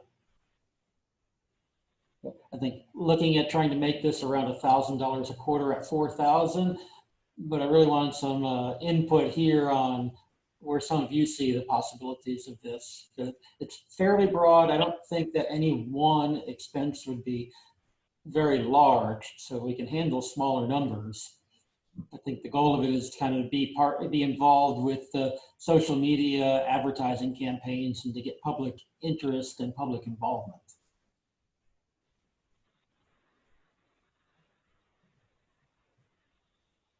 Well, for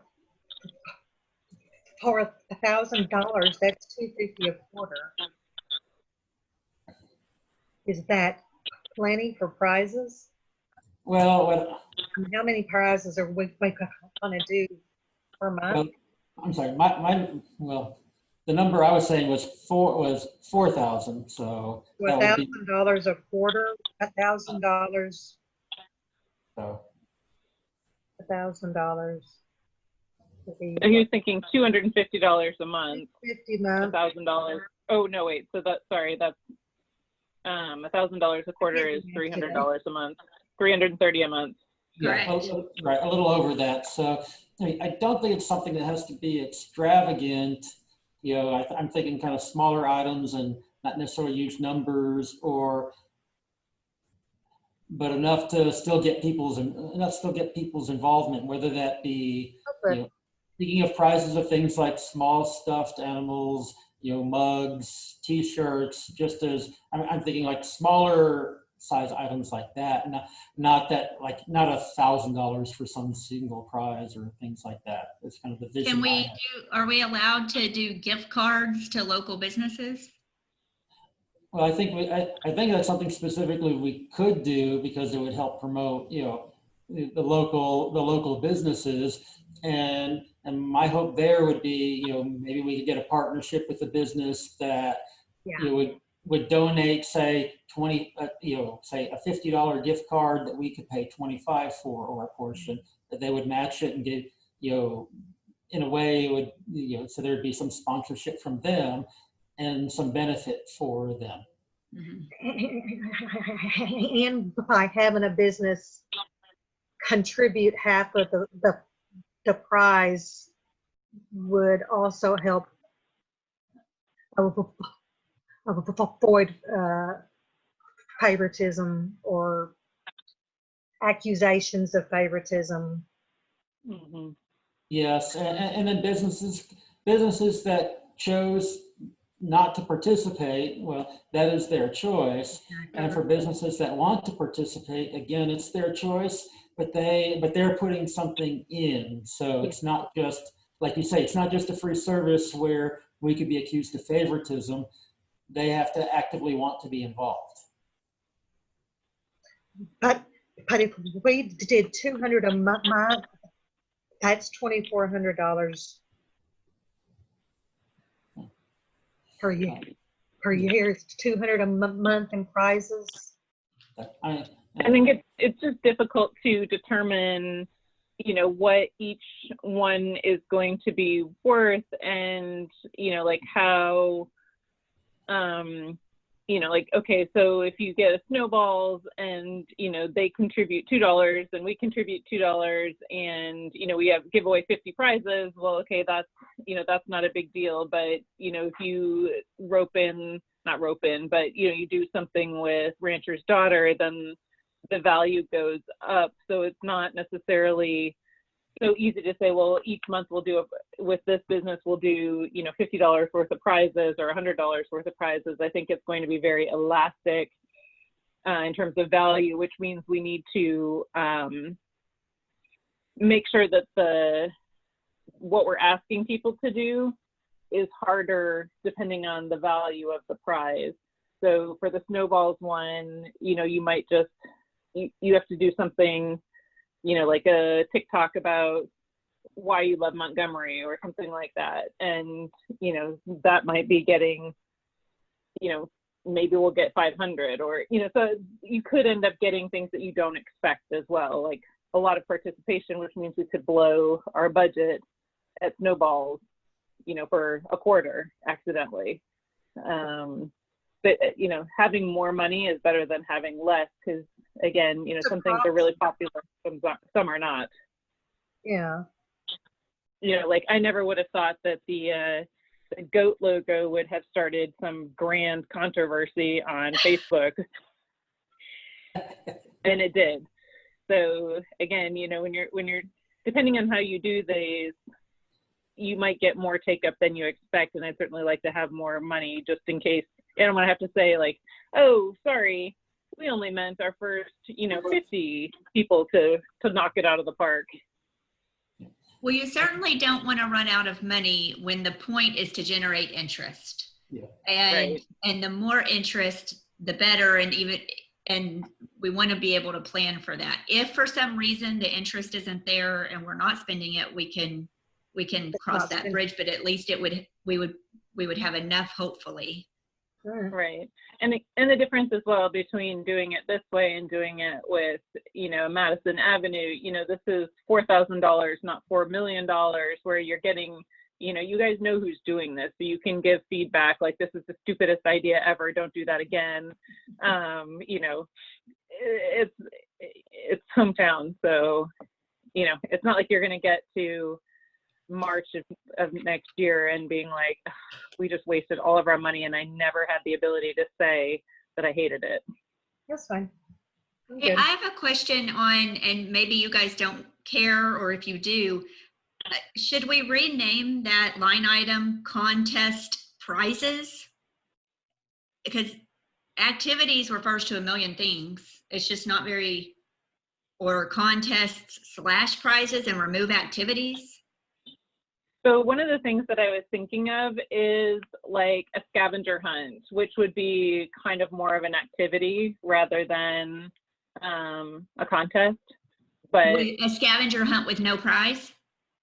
Well, that's, yeah, I mean, that's where it gets complicated, because some of the funds might be used for the scavenger hunt items or, But that to me is part of contest. That would be included in contests. okay. If there's a prize. I mean, I hear what you're saying, like supplies to run the contest, but then also prizes. I'm just thinking activities doesn't really describe anything. Yeah. Well, it could certainly amend it, but I want to say I was thinking of it similarly, where part of that money was going into, the operation of whatever that item was. Like whether it be the operation of the contest or the activity in question, that there might be some small amount of funds in terms of it. For instance, we did something earlier this year with hiding rocks around the city that were engraved. Well, we were able to get those rocks for free, but what if they had been some other object we would have had to pay for? That is where I would have seen that we would have pulled not just the money for the prize we gave away, but also for the money to say to get that object that we then engraved, also cover that cost of engraving, which was donated to us. And, so there would have been that upfront cost for that too. Yeah, to me, that's encompassed in the word contest. Okay. Contest/prizes. But Okay. I don't know. I just fine. activities. I mean, the water party's an activity. I'm not committed to the word activity. Okay. I It's don't kind of think- like miscellaneous to me. Yeah. Okay, so call it miscellaneous contest. We don't like the word miscellaneous. That's right. Okay. That's a That's bad. a very naughty word. Okay, well, I'm going to save that for some contest and call it the miscellaneous contest and put big banners everywhere. Okay. Just put contests. Well, that's what I was thinking. Contests/prizes. Okay, Yeah. I made a note over in the comments to make that change. Okay. I'm afraid if I just make it on the side, it won't get carried forward. Okay. Right. Okay, so then downtown enhancement projects, I see that, that's a category that can run hand in hand with our downtown development planning expenses, but doesn't necessarily have to if something else comes up separate. And so, so I was thinking of keeping that 30,000 in there. I think it's pretty much carried over for the same reason the other one above carried over. And so it gives the EDC flexibility for that category as well as additional funds if it needs to come together.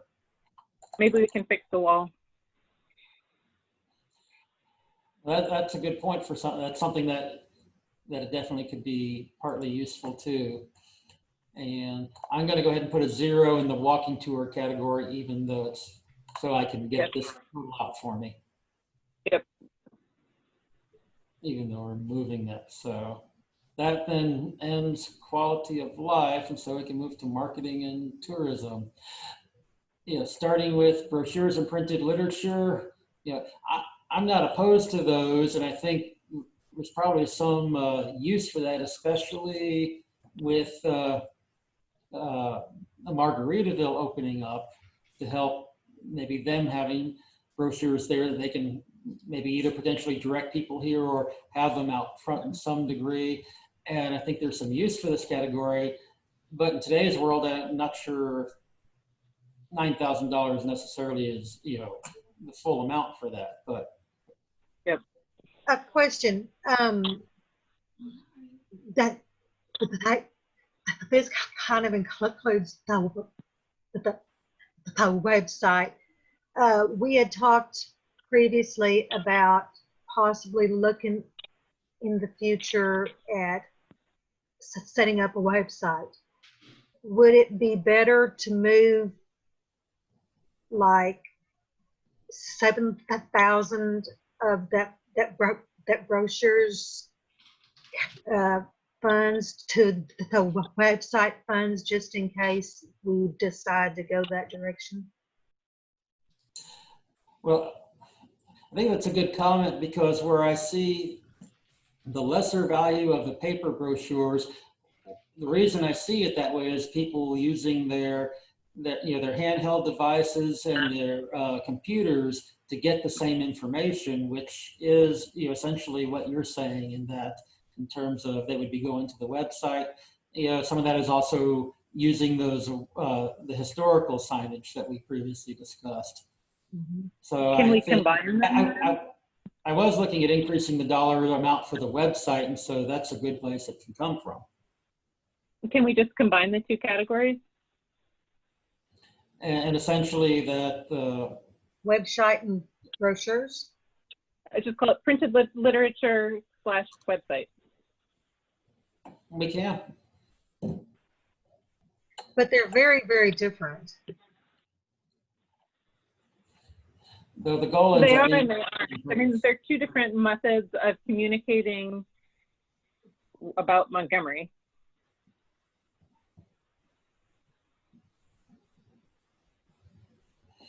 Yeah. I agree. I mean, they're essentially doing the same thing. They just do it a different way. And I was just thinking, because they're both, well, I guess, yeah. I mean, I think it's a judgment call that the board wants to make. Do we, as a board, do we want to have an emphasis? I mean, printed literature and brochures. I know a year ago we had batted around the idea of the foldables or rack cards and those kind of things. Are we still sticking with that, or are we backing up from that thought and going more online? Somehow I made a mistake, but this was. I mean, we've never found a distribution category or method that worked for us. Really, would this be something? Would it be something that you could use in restaurants and the shops that could just have laying there that someone would get when they came in, or? We had talked about. Well, the only portion of that one is. I was gonna say, I feel like we still need to have something because people do like it, but I don't think they come here when they have it. They pick up stuff when they're here, but they don't pick up stuff somewhere else and then come here because of stuff they picked up somewhere else. Right. So you're right. I think they need something, like Richard said, at Margaritaville, but or if they're at the steakhouse, but I don't think that we need to be like at each welcome center. I know that when new businesses or new people move into the county, the Chamber of Commerce does send out like a welcoming basket, and it'd be nice to have something like that in there. Just a thought. That's true. Yeah. And we do have things that we give people when they come into town. I guess new people moving in, opening up their utility account here. And so that is a good time to to hit something where the new residents are coming in. But I do like having these two categories separate, so we know how much we're spending on brochures, how much we're spending on the. True. Okay. But I don't think that we need the full 9,000 and the emphasis on that versus the online. So I'd be fine with 4,000 in brochures and 8,000 in website. Okay. I'm definitely good with those numbers. I was thinking 2,000 for brochures. I don't think we're going to spend two. Well, we didn't this past year, but I think there's more opportunity to do that now just for Margaritaville. Okay. And I That's mean, fine. I'm not going to run out tomorrow and order $4,000 worth of brochures. Oh, please don't. We'll try to spend the money My wisely. head will explode. Well, it's the next year's budget. I have to wait till October 1st, but no, we're definitely not going to just run out there and blow the category right away. But I do like that if we see that opportunity and we see it take traction at Margaritaville, I would like to be able to take advantage of it if it's something that works out. Correct. And I think that, with the Margaritaville, the opportunity is if they have a group of people, if we can design an activity to get those people from there to here we might need to have specific items of something for them to do, you know, on, you know, some sort of one-off brochure for them, you know, like a mystery tour or a scavenger hunt or something that we design just for them. Like, I think that Margaritaville would be into like that kind of personalized attention. And that might be where we chew into our printed literature budget. But the, you know, that sort of thing could be higher dollar impact on the city. Becky, do you have that the cost that we were quoted during the website committee about the upgrade cost for the website? Because I can't find it. I don't. wrote it I'm down. sure Susan has it somewhere. Yeah, that was just around it was right around just under $4,000 for the specialty page, and it was I think it became $600 a year for maintaining that. But this 8,000 would more than cover that plus. Plus more. Okay. So I think that's a good number. Agreed. Okay, we already talked about the signage. So for the social media advertising, now I'm looking at this category as like the boosting a Facebook post, yeah, pretty much exclusively there. I'm not aware of what else we have that what we're immediately using. Because I know that does help with the visibility on those, and you really don't know where the best opportunities to use that is until it starts to self-develop. We've had some of the postings there that I thought would get more attention that don't, and some that I thought would be were nice and fun and innocent. You know, like say the sunset photos that garnered a lot more attention than I expected. And then of course there's always the people who want to talk about the goat or don't want to talk about the goat. But Freaking goat. Some of them who talk Where? about, yeah, my favorites there being the people who have lived here all their lives and never heard about it, and they post right before, right after somebody who moved here 3 weeks ago, and the first thing they saw was the goat and the goat story. So, you know, I guess there's a wide variety of knowledge about that. I mean, what I know about the goat was when I looked into interviewing for this position, I drove around the city. I saw the goat there, and I saw there was a placard there, and I got out and I wondered, well, why there was a statue of a goat at a water well right there in the middle of the downtown area. And when I read the story, I thought that was one of the most interesting things and a tie-in to the city's history. So it got my attention when I was visiting the city. Well, watch the Facebook page on Sunday, and I managed after a long period of time to write the verbiage without having a middle finger emoji on there because, well, you'll see. It took me a while to come up with something appropriate, though, because I had to erase several inappropriate comments. Well, there will be a goat on Sunday. So, yeah. On Sunday? You're going to put a goat out on Sunday? Well, anyway, so sometimes a goat is just a goat. It's just one of God's little creatures. Exactly. Yeah. If God didn't like it, he would have drowned it in the flood. Yeah. Well, if you read the Old Testament, the goat was a clean creature. So, and, but in any case, back on social media advertising, I was looking, you know, at the same rate of, what, $250 a month, essentially $50 a week-ish. So putting 3,000 in that category. Right now, we're spending $50 a pop. Okay. All right. And I think I think it ends up being a good value for each $50 use. And we'll obviously have some things that are more successful and some that are less. And, I'm surprised by some of the things that take off and some that don't. But as we discussed a couple months ago, we knew that would happen. And every time we see something that takes off that we didn't expect and vice versa, we learn a little bit more about it. So if we're all good with that, that closes out the category 4. Can move to category 5. You know, we got a couple moving parts to category 5 that I wanted to address. Starting with the admin transfers to the general fund. Right now, we're operating that on a rate that works out to $47.5 annually with our admin transfers. Right. That's without an employee specifically by MEDC.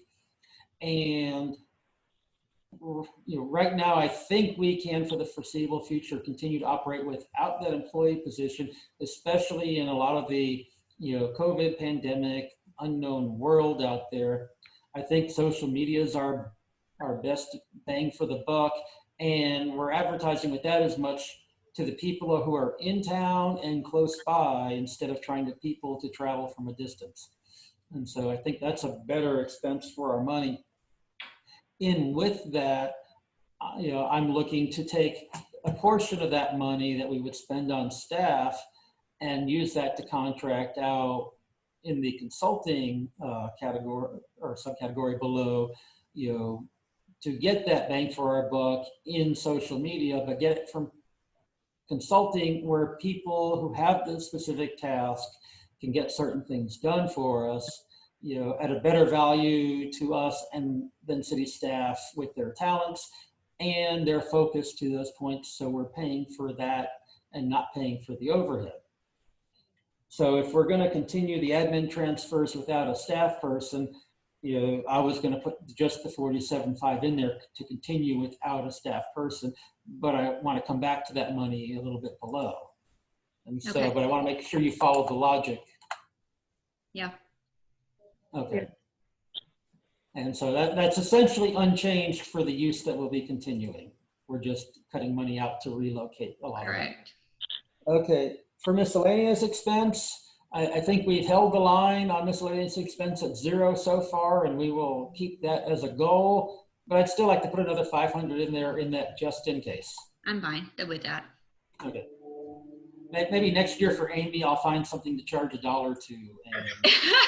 And then take her to lunch after. There were a couple of times where something got charged to that account, but we fixed that. Yeah, so that's true, and that's the importance of staying. Having multiple sets of eyes really helps things. I know there may be times, and I know you said it, Julie, where you think it's where almost that I feel like that it might be pestering me, and it's not. Okay. I want this stuff to be right, and it takes more than one set of eyes to do it. Okay. So. This account is probably the most accurate of any of the city accounts, and it's only because there are so many people who care about it.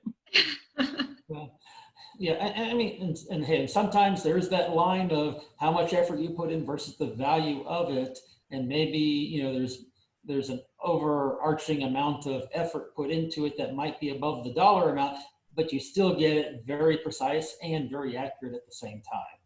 Yeah. In any case, the consulting professional services, double check my notes on that one so I say this correctly.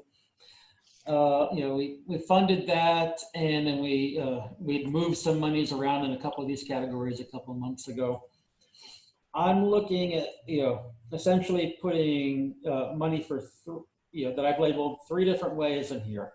And I'll kind of state each of them and then walk back to the total. The first is putting in $13,000 for posting content.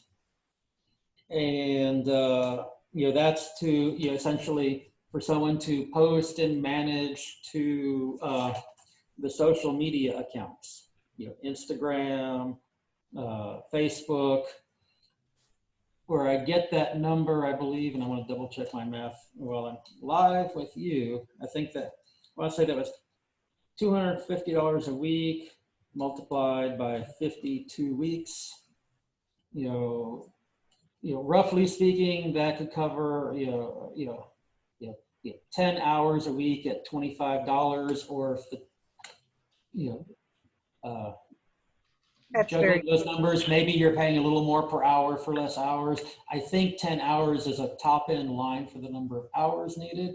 And I think at least for a starting point that covers us, especially since I don't know that we'll have someone necessarily contracted maybe on day one of the year, but I think we could start that relatively soon into the year. And so if it didn't start on day one, obviously, then that helps pad that account a bit. Added to that is looking to include video content. And that's also a very specific skill or set of skills. It's something, again, city personnel could do, but I think city personnel's time is better spent doing where their expertise is, and we could contract out that expertise. And and I think that at times will be more time consuming. I'm less knowledgeable about some of the cost of that, but I expect that's going to be a higher price to, there would be less video post obviously than written post, but there's more time goes into each of them. And I have that penciled in at $26,000 right now. And, and then I had $10,000 in there for there may be other things that come to our attention. There may be that maybe I'm off on these categories and the posting content I have too low, or just something entirely different that we need to address. Maybe there'll be a new social media method that doesn't exist now, that by the end of the year. With the internet world, I wouldn't put anything surprising. All of that totals up to be $49,000. Realize that's not exactly a fully round number, but it could go up to 50.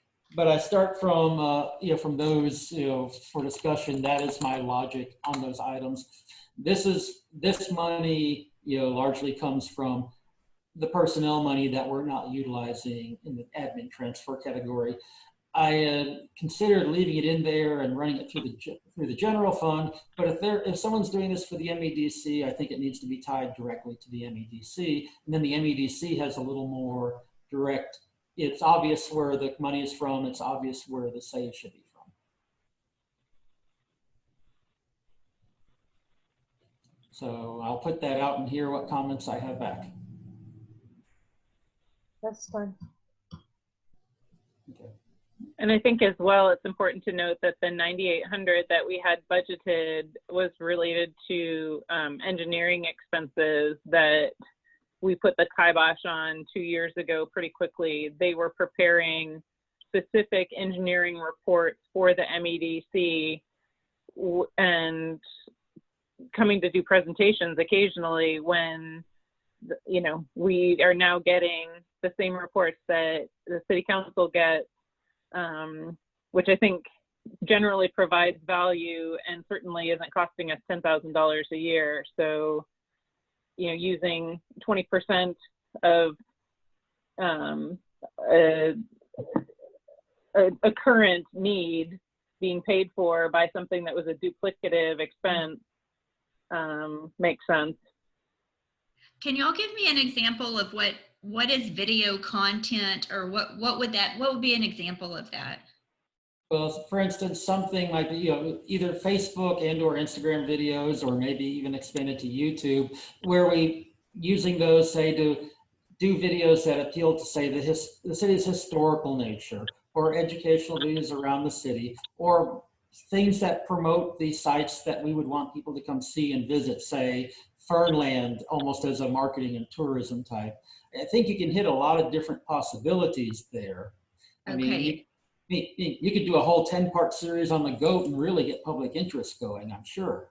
But so the way that Facebook in particular has been changing its algorithms, they're prioritizing content that has video in it.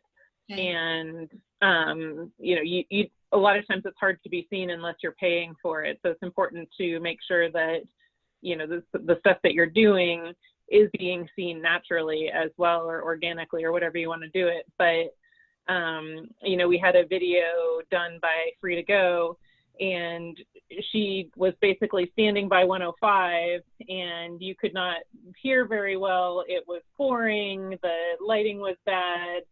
I mean, I was gone in 5 seconds. I mean, there are strategies for doing good quality video, and then the editing around it. It doesn't take a music studio to do it, but there are some very specific items or points that you have to hit, both in when you're doing the video and afterwards in the editing process, to make it something that people are willing to see, to get your point across, and again, to do the algorithm. Yeah. And it's those specific skills where I see that value, because like you said, almost anyone can do this with a smartphone, but there's a difference between doing it and doing it well enough to appeal to people that you're trying to attract. And the quality they see, or the lack of quality they see, they will infer on the community. Sure, for sure. You want it to be professional, for sure. What, who would be the bridge on getting a video going? MEDC president, or does it have to come before the board, and then we've got a 2-month delay because of the way we meet and everything's so slow? How does that, what are the logistics as far as procuring someone to do this? Well, I don't think that you even have to be quite so formal. So MEDC, another one of the boondoggles that I don't think anyone but Bob is left of that. MEDC paid some astronomical sum for a video that was it the Rotary Club, or I think it's the Rotary Club did. $5,000, wouldn't it? And it took forever for them to do, and it's the soundtrack makes it unusable. The length makes it difficult. We're still, I think, trying to get a hold of it to chop it down, because they have beautiful footage, but and there's a huge lead time on it. But again, if you can do this with, and the EDC agreed to fund the purchase of the equipment. The equipment's like $120 rather, roughly, of extra stuff to put on your cell phone in terms of the microphone and the lighting. So it's each video is really, it's short. It's a short lead time for it. Each video you can approve or not approve. You can even do it on spec. Somebody says like, hey, I've got this idea for a video, here it is, do you want to pay for it? And that's a better way to go than a long-term contract that, you negotiate. And that was our problem with Barbie Bambi Beefy, is that we had this contract that nobody really understood, nobody managed her, and she wasn't doing the work that we thought she was doing. And, these types of relationships where it's, basically, here's my video, do you want to pay this price? And we say, yes, done. So what's the estimated $26,000 for if it's $120 to add an accessory to a cell phone? It's basically the time it takes to do the video, to edit the video, to produce the video. So it would be, if it's 4 videos a month, times $500 a video times 12 months, then that's essentially where you are. Okay. Because to produce a quality video, you've got pre-production, production, and post-production. Wait, what? It'll take about a week's time. Okay. So you've got someone spending a week basically producing one video. Okay. Yeah. And if you wanted to put out a new video every week, essentially you're pinning one on back of another on back of another. To put more than one video out every week, you almost need to start looking at staff. Yeah. At that point. Right. So and I don't see us being at that point, but I do see us being at the point that if we can get what feels like a near continuous feed of videos, at least have fresh information every week or reasonably close to that, then it keeps the site fresh, it keeps the interest up. It allows us to put different topics up and different things. If we wanted to say we wanted to do one video a month, we've got plenty enough topics to choose from, but you know, by the time someone watches a video, they're going to forget, they can forget about us by the time the next month rolls around. And so do those videos come before the MEDC board for approval?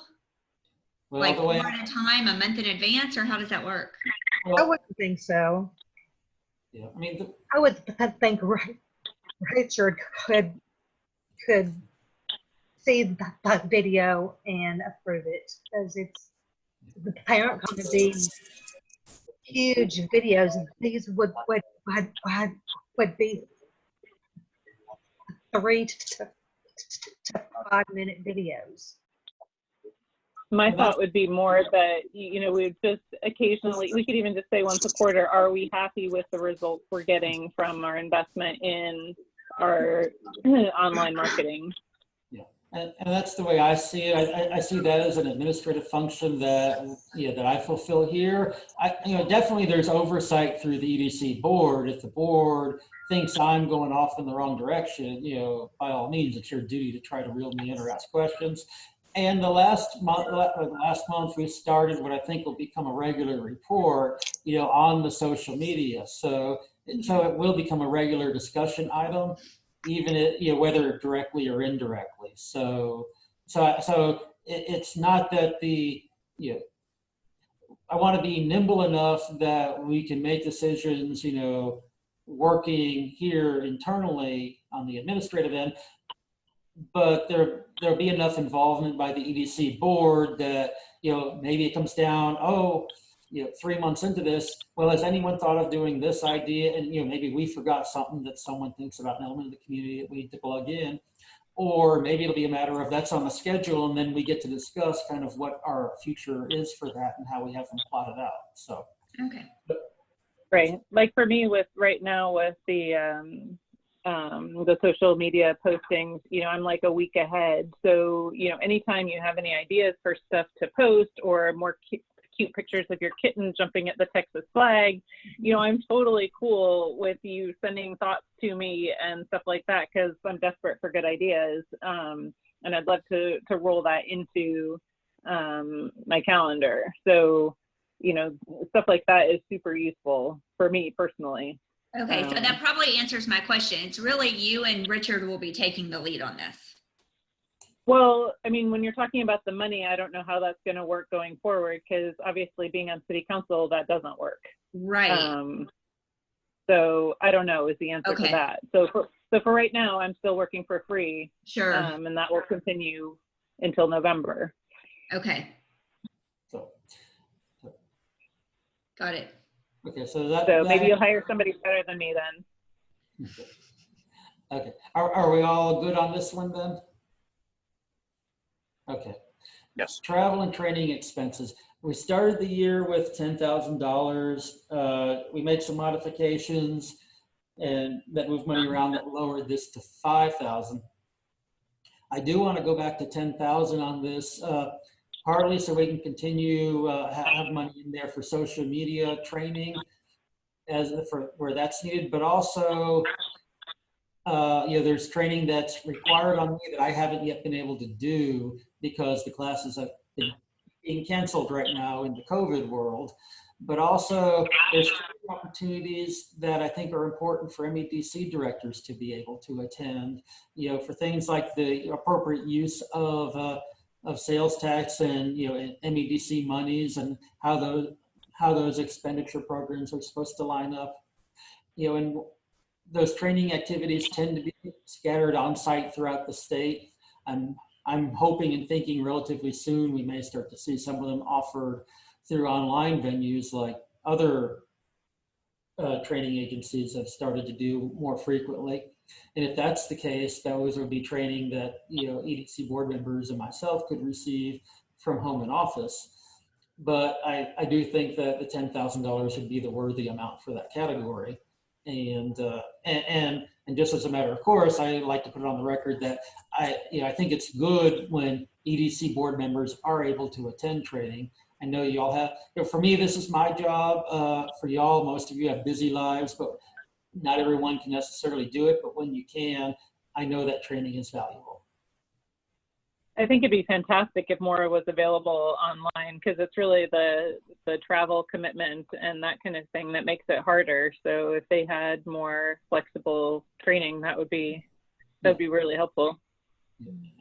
Yeah, and I'm keeping my eyes out for that. So hopefully, I'm thinking we'll start to see that in the near future, because they had canceled everything in the spring and rescheduled it for the fall.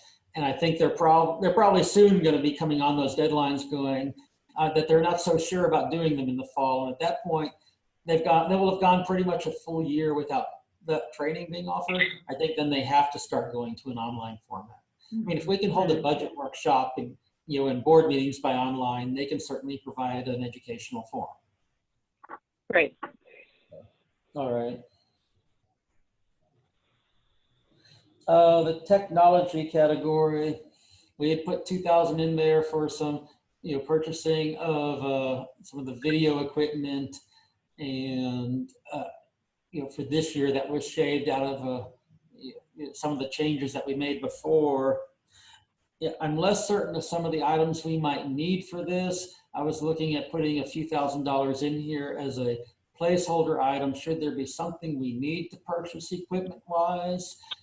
Under technology, knowing that if we're contracting out, most of that will probably be in the hands of somebody else, but there might be the opportunity that we would need to have some of those funds available for ourselves. So I don't necessarily know the specific use. I would like to have that without having to come to the board every single time, if it's appropriate. Well, I still think that, you come to the board anyway, just as a, if you're buying a $1,000 camera, that's something I think the board would like to have an eye on. Yeah. And even if it's in the budget. Yeah. And a lot of this just text us. Just send something over and, you can get an answer usually within an hour or less. Yeah. Well, and I may have gotten a little off on how I was stating that, because I don't mean to imply that, I want it in there so I can buy stuff without asking you first. But even with the board approving it, I think it still needs to be in the budget. Right. I was going to say, without a budget amendment or moving things around, I suppose it makes more sense to have things the way we think it will work out, rather than having to get creative with moving things within categories. Exactly. Is this supposed to include those radios that you guys had talked about at the last meeting? Well, I'm bringing that back to this coming EDC meeting. I have the answers to the questions from the chief that the board had asked me to bring. Okay. That would be purchased in the current fiscal year. That would be in the current fiscal year?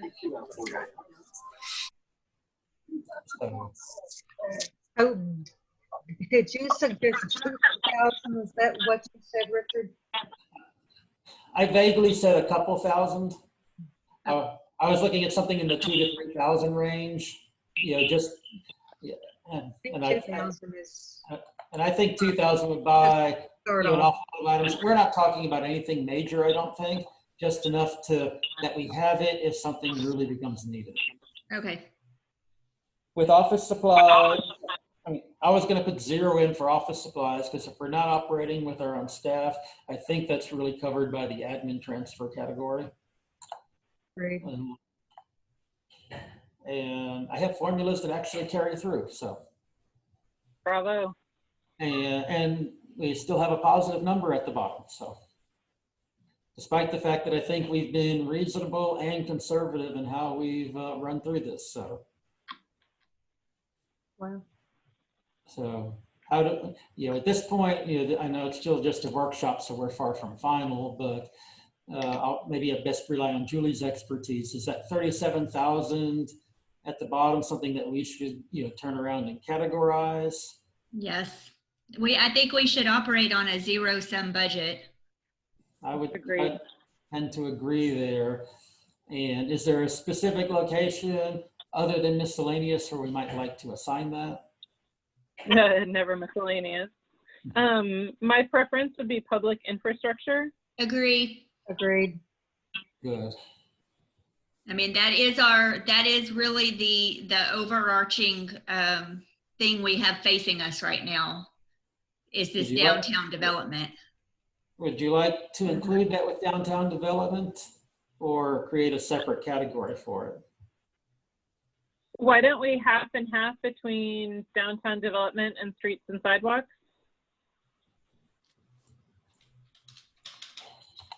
Streets and sidewalks?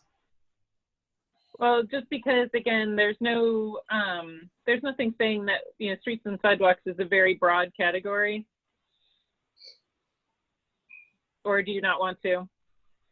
Well, we had discussed keeping that at 10,000 to kind of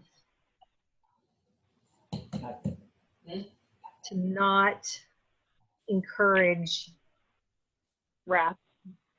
Yeah, and I lean towards putting it all into that downtown development improvements. I agree. Okay. Because it's more of a generic, I think, I hear what you're saying about streets and sidewalks. We could probably piecemeal some things that are going to be happening and code it there, but then you have to start slicing some things up. And I think it may be easier to just put it into that downtown development improvement account. Okay. I'm cool with that. Okay. That raises the downtown development improvement to 112, and certainly if it's not used, the EDC board could always recategorize the money. Right. Sure. That brings us to 0. And it does come down to 0. I'll have Anthony review all this to make sure that, you know, there's not an error in here somewhere, and to make the changes that then for the notes that I've carried over here, such as moving the walking tour money down with a new item, you know, in a new category, lining out Southern Rum Runners, the Christmas and the Mud Bugs that are already known items and events, renaming the contest activities and prizes category. And if there's one that I just haven't mentioned here, he'll go back, or it's the new category for capital projects for that $160,000. And if there's something I've missed, he'll listen to the video and he'll look at the notes. So. Okay. Very good. Now, I feel like even though we brought the revenues down, I feel like we still have quite a bit of flexibility in our expenditures. I think so. And back to the beginning part of our conversations here, one of the advantages of being conservative on the income is that, you know, if we're wrong, you know, we're almost certainly wrong in the direction that we have more money than we have less money. If for some reason we have less money, you know, it's either difficult to conceive of the world where we have significantly less, and if we end up with significantly less, there's bigger problems out there than some of the stuff we're worrying about, and we will deal with that. And I think the difference is as well, you know, our adopted budget is still lower than our proposed budget for next year. It's just that the estimated, we're down off of the estimated for the close of the current year. So that's where we feel like we're being super conservative versus the close of the current year, but we're still ahead of what we estimated for the current year at the beginning, or for last year's budget. Yes. And if that makes any sense. Well, hopefully we're here a year from now going, I'm glad we estimated conservatively, and now we have to figure out what to do with that extra $175,000 because we got an awful lot of tax money. Yeah. So, Richard, can you review one more time? I'm sorry if I missed it. That under quality of life category 3, the downtown enhancement projects of 30,000. I have written down wall ? But can you describe what that account, how that differs from downtown development improvements, or what downtown enhancement could encompass? Well, it could encompass a lot of things, you know, and some of them could be structural as well as aesthetic.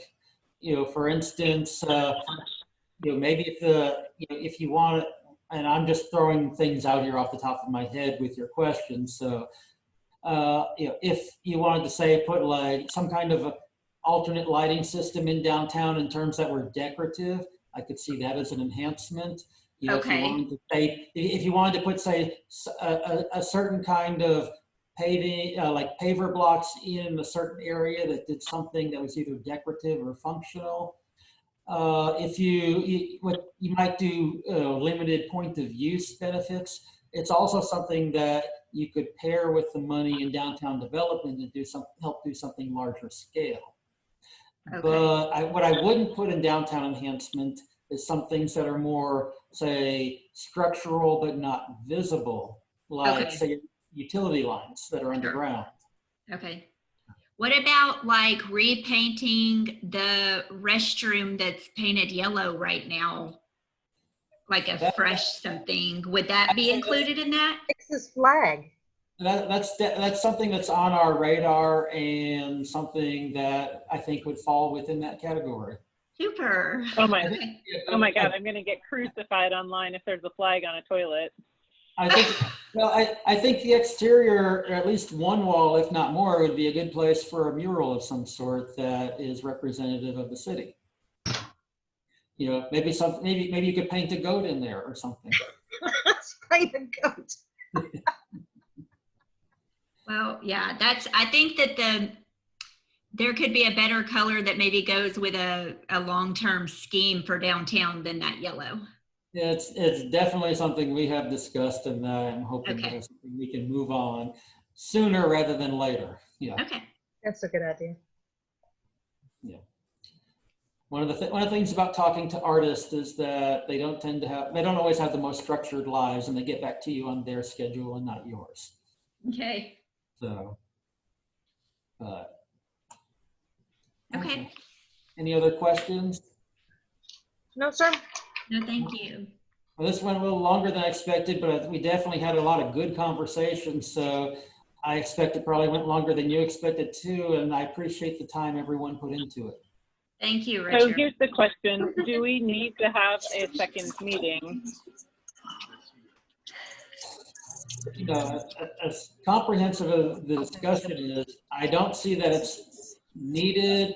So I think that becomes a political decision more than a process.